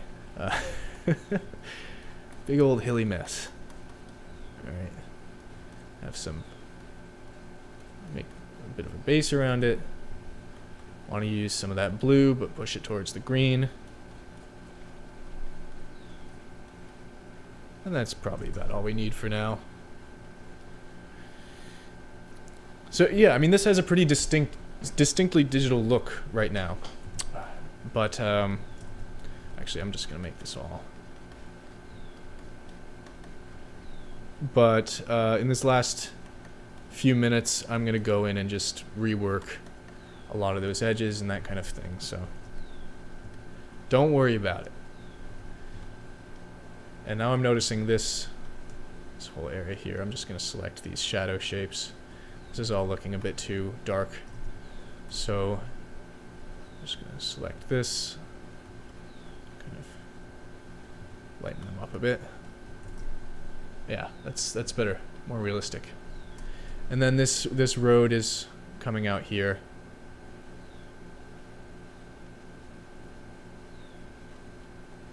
I want to create a clear highlight around that.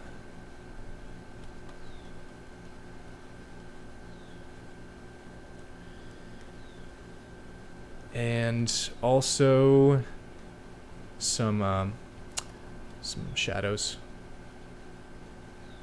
Like that. That's about all the detail I really want to have in there. Maybe I'll go in and create a little I don't know, some interest, a little color variety with this. Do I want that? I don't know. Just a little field of something. Maybe they can be white. I don't know.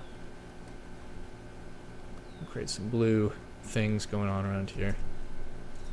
Just to create the illusion of something more complex going on. Once I get the size of this brush right. Just a bit bigger, there we are. I don't know. Just texture. This is another textural thing. It's just like, it's texture for texture's sake. It's gonna make things look better from a distance. And I'm gonna do some of that over here too. Make this a little. Oh yeah.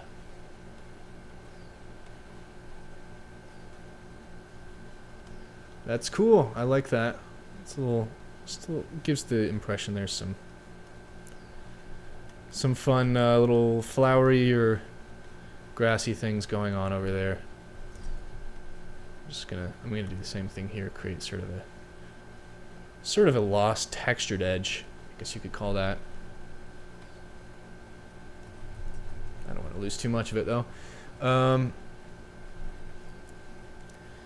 Yeah, let's see. I'm gonna try to dial up some of the color here. I really want to keep. You have to really make, or at least I do. I have to make an effort to keep pushing the color as I move through painting. Just wherever you. Not wherever, I mean, you don't want to push it everywhere, but you don't want to end up with this flat monochromatic piece here. So I'm just throwing some stuff in there. All right, got like 12 minutes, so let's. I mean, I don't have to finish it by then, but I would like to. You know, it's good to set some deadlines for yourself. You know, now that I've added that stuff in, I want to add something yellow. I think this is missing some yellow, so I'm gonna. This is a quick color picker, by the way. It's not. Yeah, my system's freezing up here. Let's see how this looks. I want it even brighter than that. I want it to stick out against the brightest areas. So yeah, look at that. This is just such an idyllic little place.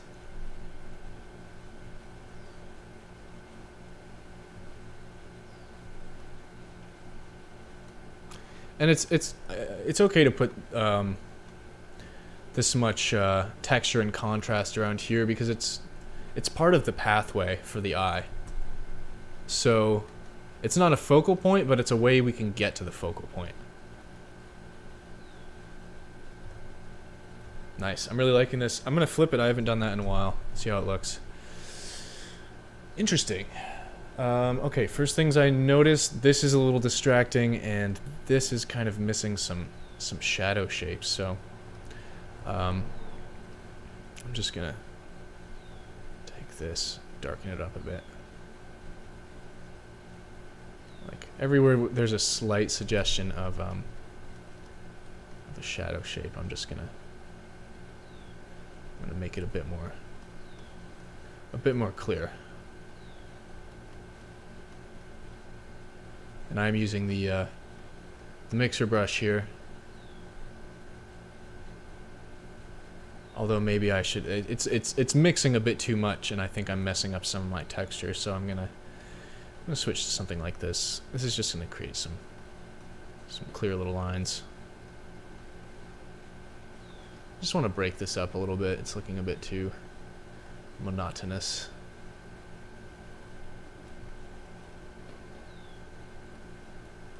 Yeah, that's good. It's got a nice... I like this shape that I just created here. I'm just going to keep that in like that. Or something like that. Yeah. Just messing around with it. I want these landscape features to have, interesting character of their own besides just being a device to frame the rest of the piece.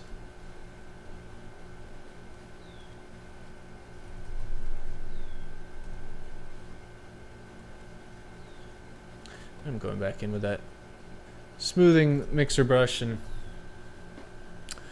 this, I don't know about this. I like it. It's cool, but I don't know if it's helping the piece as a whole.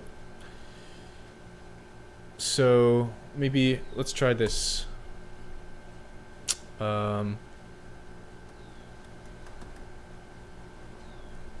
Maybe all I have to do is take this shadow and just lighten it up a bit. Just have it take it easy. Lighten up, shadow.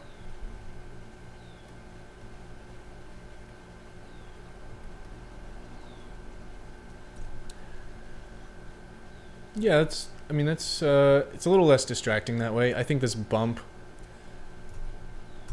I'm just gonna dial what I did back a bit, but because I've realized maybe part of the issue is this bump is just too obstructive.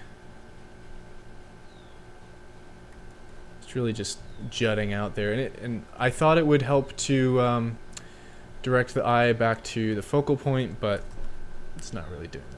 It's just kind of becoming a point of focus in itself, which I don't want.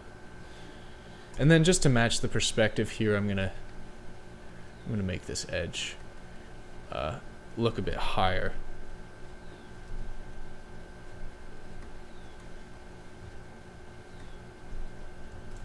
Something like that.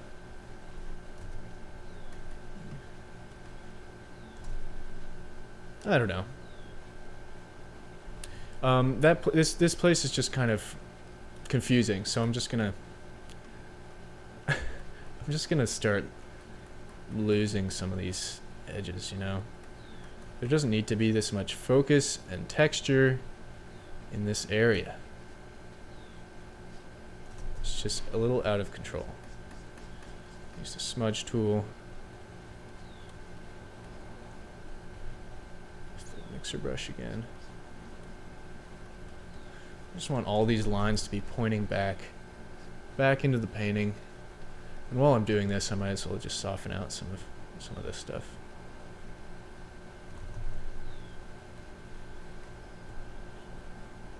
I don't want this to look too digital.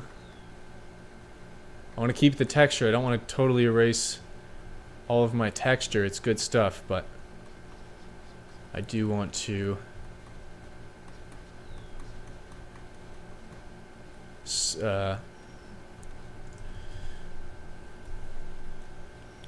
create some more naturalness, some more variation in these edges, a bit more smoothness.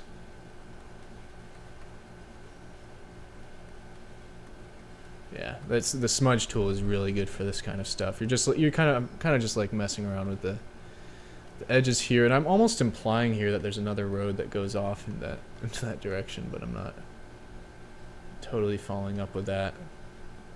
But I'm just trying to make this road fit in a bit better to the surrounding landscape.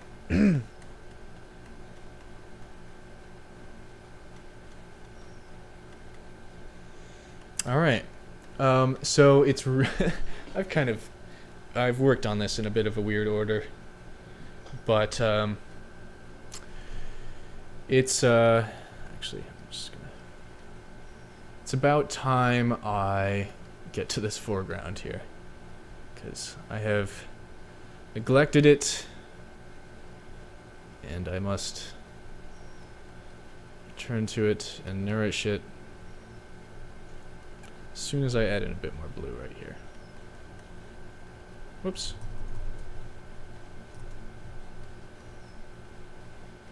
Yeah, good.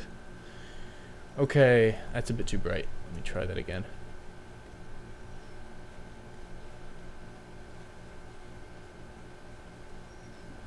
And do some of these darks around here.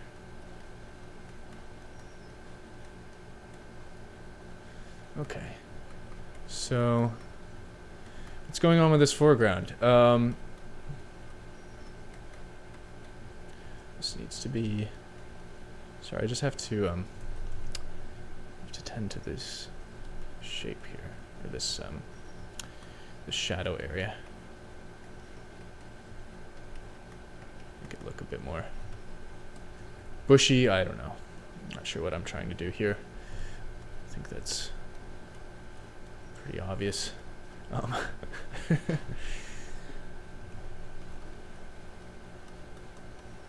Just messing around with it. Okay, but it's not really important. I can return to that later, and frankly, once I get this foreground area in, it won't matter much. So let's do it. Here we go. Probably shouldn't be the last phase in the process, but it is. So here we are. And you know what? Oh man, this is just, I don't know. This is just working out so well. There's almost like this cast light that I want to keep in there, and I'm actually going to take this and dial in some shady tones to it's maybe a bit too violet, to help contrast with the figure, and to help the foreground pop out a bit. I'm going to invert that and get back to this. So what's going on here? I guess it's just this one little guy. Give him some of these, but there's a bit of light hitting here. Not on the figure, but I mean maybe, we'll see. But really around him, and I'm gonna kind of push that element a bit more with some stronger. Maybe I don't want to do that. This is pretty close to the edge of the canvas, so I gotta be careful what I do here. And maybe what I'll do is, instead of having direct light, I will have just some nice reflected light from the sky. I'm just gonna pick some of that sky color and bring it in here.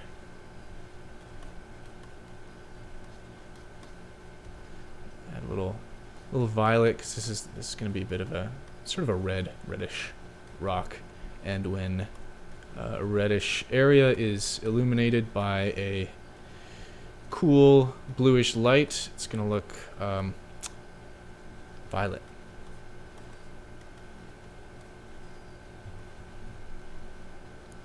I'm just going to create some indications of form and texture here, but I think the shape of this isn't quite working for me right now. This end is kind of sticking up in a weird way, so I'm just gonna pop that out like that, and get back in there. This dry brush. It's just all gonna, whoops, I don't want to do that.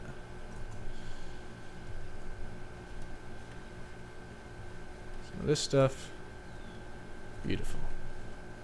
Oh yeah, it almost looks like there's some rocks there. Maybe I'll kind of capitalize on that a bit. Let's try this.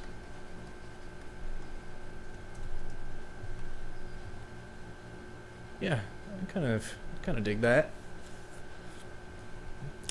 And we'll just kind of make it look like there's some reflection from the sky on that. Something like this. I'm not seeing the right value here. There it is.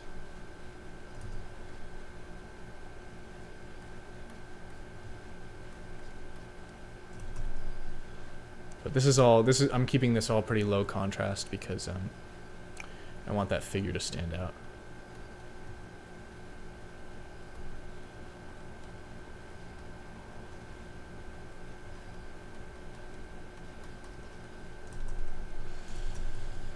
Alright, so I'm a little behind the deadline I set for myself, but you know what, I'm okay with that. I really want to, this is turning out to be a pretty cool piece, so I'm just going to see it through to the end. Hope you all stick with me.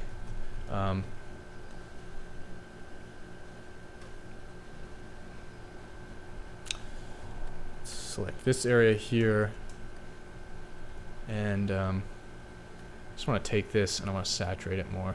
Just want to give it some real life. Actually, you know what? Instead of going over all that, I'm just gonna pop the saturation up a bit. Maybe the lightness. See how that? Whoops, that was too much. All right, maybe I won't mess with that. But let's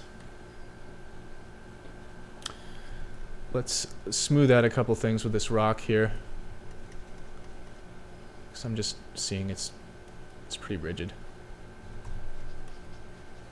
which is fine because it's a rock, but you know, I don't want it to look like it was too digitized, you know. And just and even if I did, it's just a good habit to get into to you know, lose some of these edges here and there.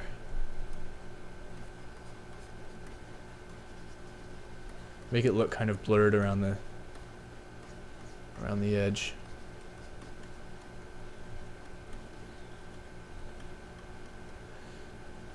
Almost like, you know, why can't there be little clouds here, or like cloud-like forms, you know? Let's just make it happen. Just makes it look more grand, you know?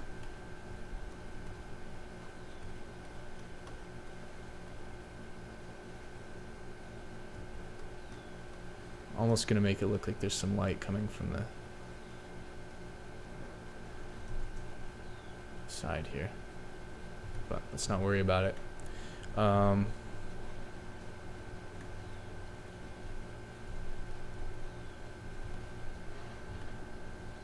gonna return, well, you know, let's just take care of this right now. This is kind of a weird area.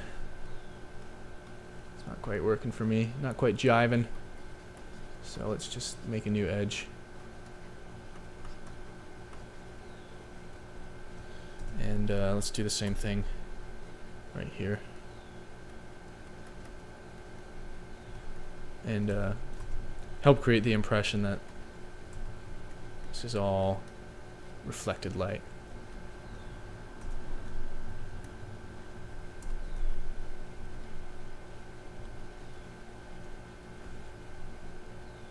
Just gonna take this, dial it up a bit, push it towards the warmer end of things. I pushed that towards the warmer end of things by pushing it towards the gray because it's already in kind of the realm of blue, so it's a neat little trick that you can do. I'm just gonna create the you know, why not, let's kind of create the illusion of some light beams coming through here while we have this area selected. Nothing too crazy, but I don't know if that's convincing, but yeah, maybe I'll but I'll put a bookmark in that. Maybe we'll do that in a bit. So just gonna go in with a bit of a shadow here. Boom. It doesn't have to be super literal or anything. Jesus, someone's racing. So yeah, let's just wrap up this foreground, and honestly, like, this doesn't need too much more. Just gonna create some kind of some shadows, little shadow fillers. Gotta sneeze, excuse me. Alright.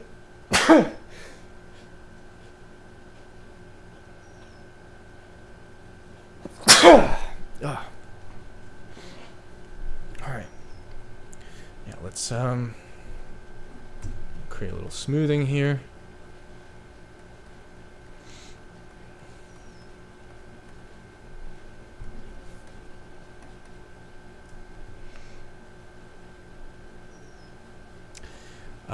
Thank you, Nick. I really appreciate that. I've actually been playing a lot of Magic the Gathering recently. I got back into it, and by God, that game is fun. And the artwork is just awesome. That's actually how I found this guy. God, I have to keep reminding myself of his name. Greg Rutkowski. He's an artist at Wizards of the Coast, and he is just amazing, and a lot of the artworks on those pieces are very, they're just incredible.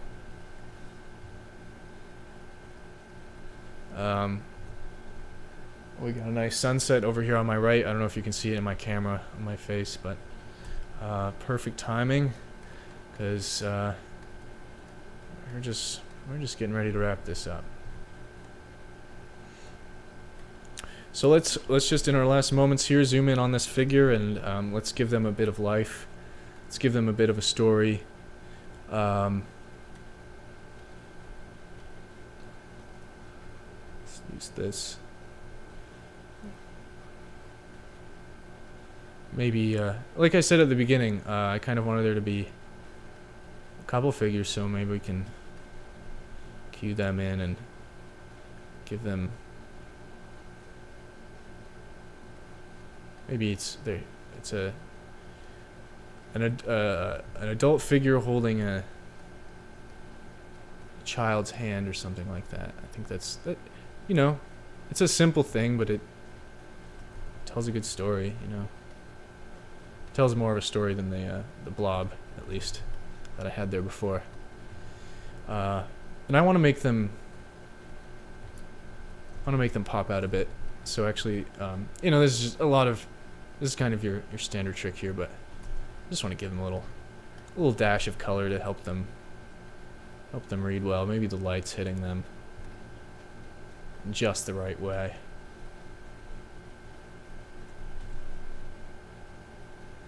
That warm afternoon sunlight. It's just hitting them right there.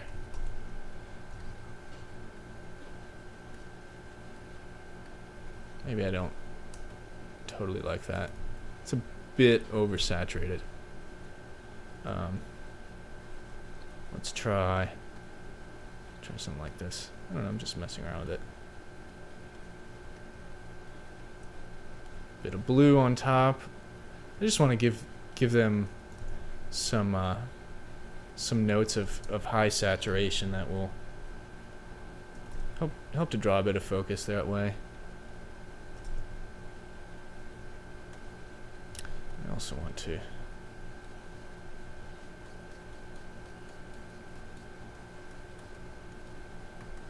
create some contrast around there.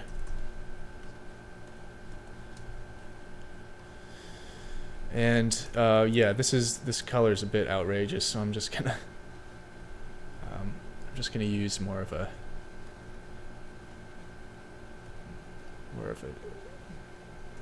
sunlight color there, and that's a bit too intense still. So let's dial back the warmth a bit and the value. Just do something like that, except I don't want it on the top of the head. I just want it back here. Okay. That looks kind of cool. And maybe just have a few other, random elements around them that are also being hit by this direct light.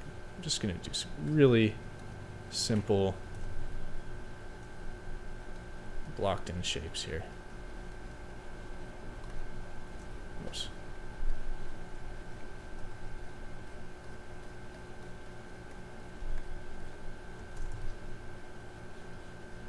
You know what? I think that's kind of stealing a lot of thunder here. It's a bit too bright, so let's just say that they are in a patch of illuminated area, and I'm gonna just kind of create the suggestion of light over here as if it were also headed in that direction. Yeah, I like that a bit better.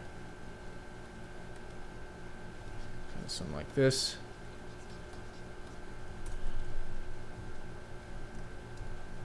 And let's say, yeah, like all of this stuff here.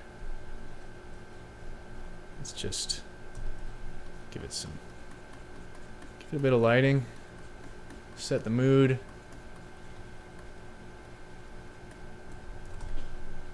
Yeah, it's pretty cool. It's all a bit bright. If you look up in the navigator, it kind of doesn't stand out too much, so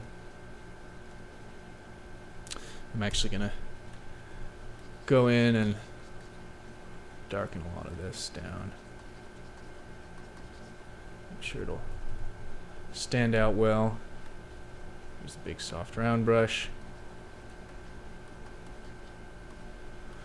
Being kind of indiscriminate here, but and one more spot. I just want to get here. Whoops. My computer's struggling for some reason. Oh, I'll get to those birds in a minute here. They're very important. Alright.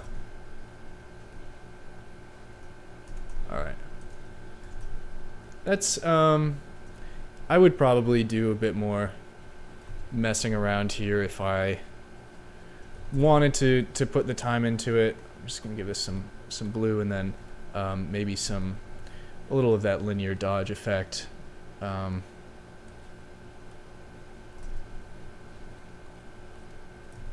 Maybe not, though. I kind of want this whole area to be pretty dark, so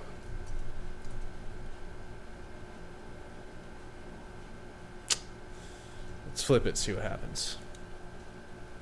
Yeah, that's pretty cool. I mean, it kind of looks like there's some kind of like reflected light from behind them, but not the direct light that's hitting this space up here. So that'll be it. I'm just gonna create some more clarity around these forms here, and then I think I'm just gonna call it after that. This has been a pretty fun piece, and I'm pretty pleased with it.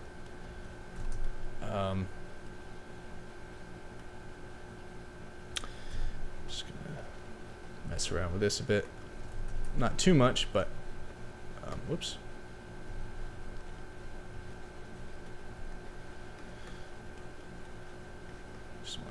smooth out some of those edges and make it look a bit more natural. Not sure what's going on over there, but you know, I don't have to. I don't have to know. I think it's pretty much gonna be it. You know, if I were to spend some more time on this, I would probably I would create more clarity around here. This whole area is a bit jumbled, but I think it looks okay for now. And you know, maybe I'll post a finished version of this later on. I'm just doing some kind of basic like value and color adjustments. Really, I should be using the multiply tool for this. That'll help to avoid losing some of my detail that I've built up here. But yeah, I think this is looking pretty cool. I don't know. This was an interesting experiment. Oh, you know what? I almost forgot. Let's check out that bird brush.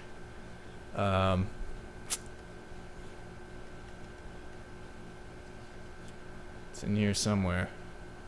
Be a nice little garnish, so to speak. And the trick is getting them to settle in the right spot. But let's set this to normal. Look at those birds. Where should I? It'll just be up here.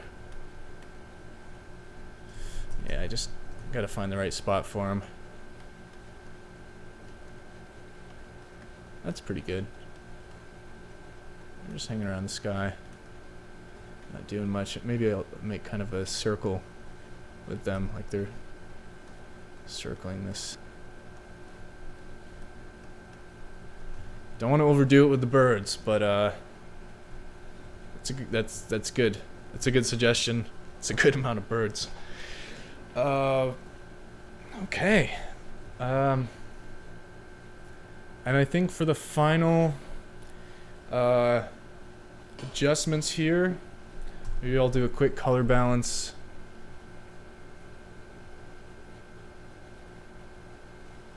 Kind of make things a bit more cohesive. Let's see if that is a good idea. Yeah, I think that looks good. And make sure my levels are, I want to make sure I'm using all the values available to me most of the time, you know.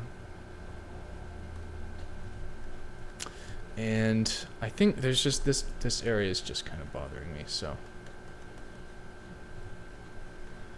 I'm just gonna do a quick paint over of that.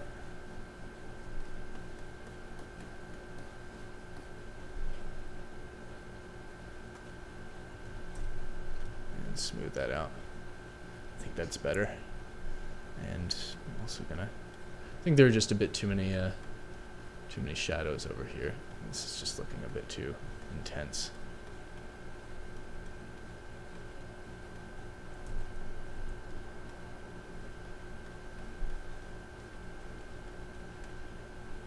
Same up here and down here.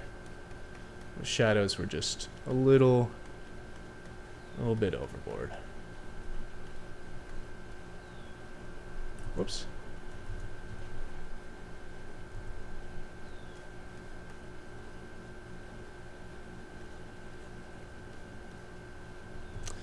Cool. Yeah, I think that looks better, and that'll do it for today. I guess I'll pop my my signature on here.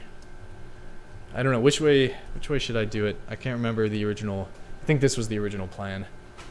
Doesn't make much of a difference to me, but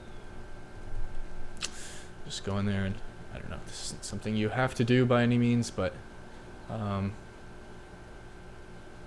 know. It can be kind of nice to do little signatures. So just go, there we are. Oh, that last line was a bit much. Gotta get it perfect. And there we are. Don't want that to be too obvious.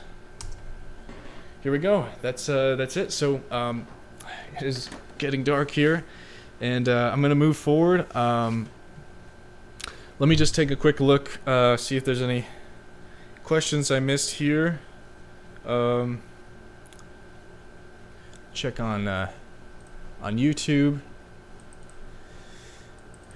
Yeah. All right. Well, I think that that'll be it. This was a lot of fun. So thanks for joining me, guys. And I'll post this picture, and you know, if I work on it a little more, I'll post that final as well. And thanks for tuning in. And I'm gonna try to do this every week. So tune in next Sunday at the same time, and I'll be doing this. If you haven't already, if you want to get more updates about this, you can sign up for my email list. That's if you click on the link on the YouTube or the Facebook description to my website, you can go there, scroll to the bottom, sign up for the email list, and you'll get a free digital art pack that includes desktop wallpapers and things like that I have curated for you guys. It's totally free. Just sign up for the list, and then also once you're on the email list, I will be able to send out updates about events like this. So that'll be it. Thanks, guys, so much for joining me, and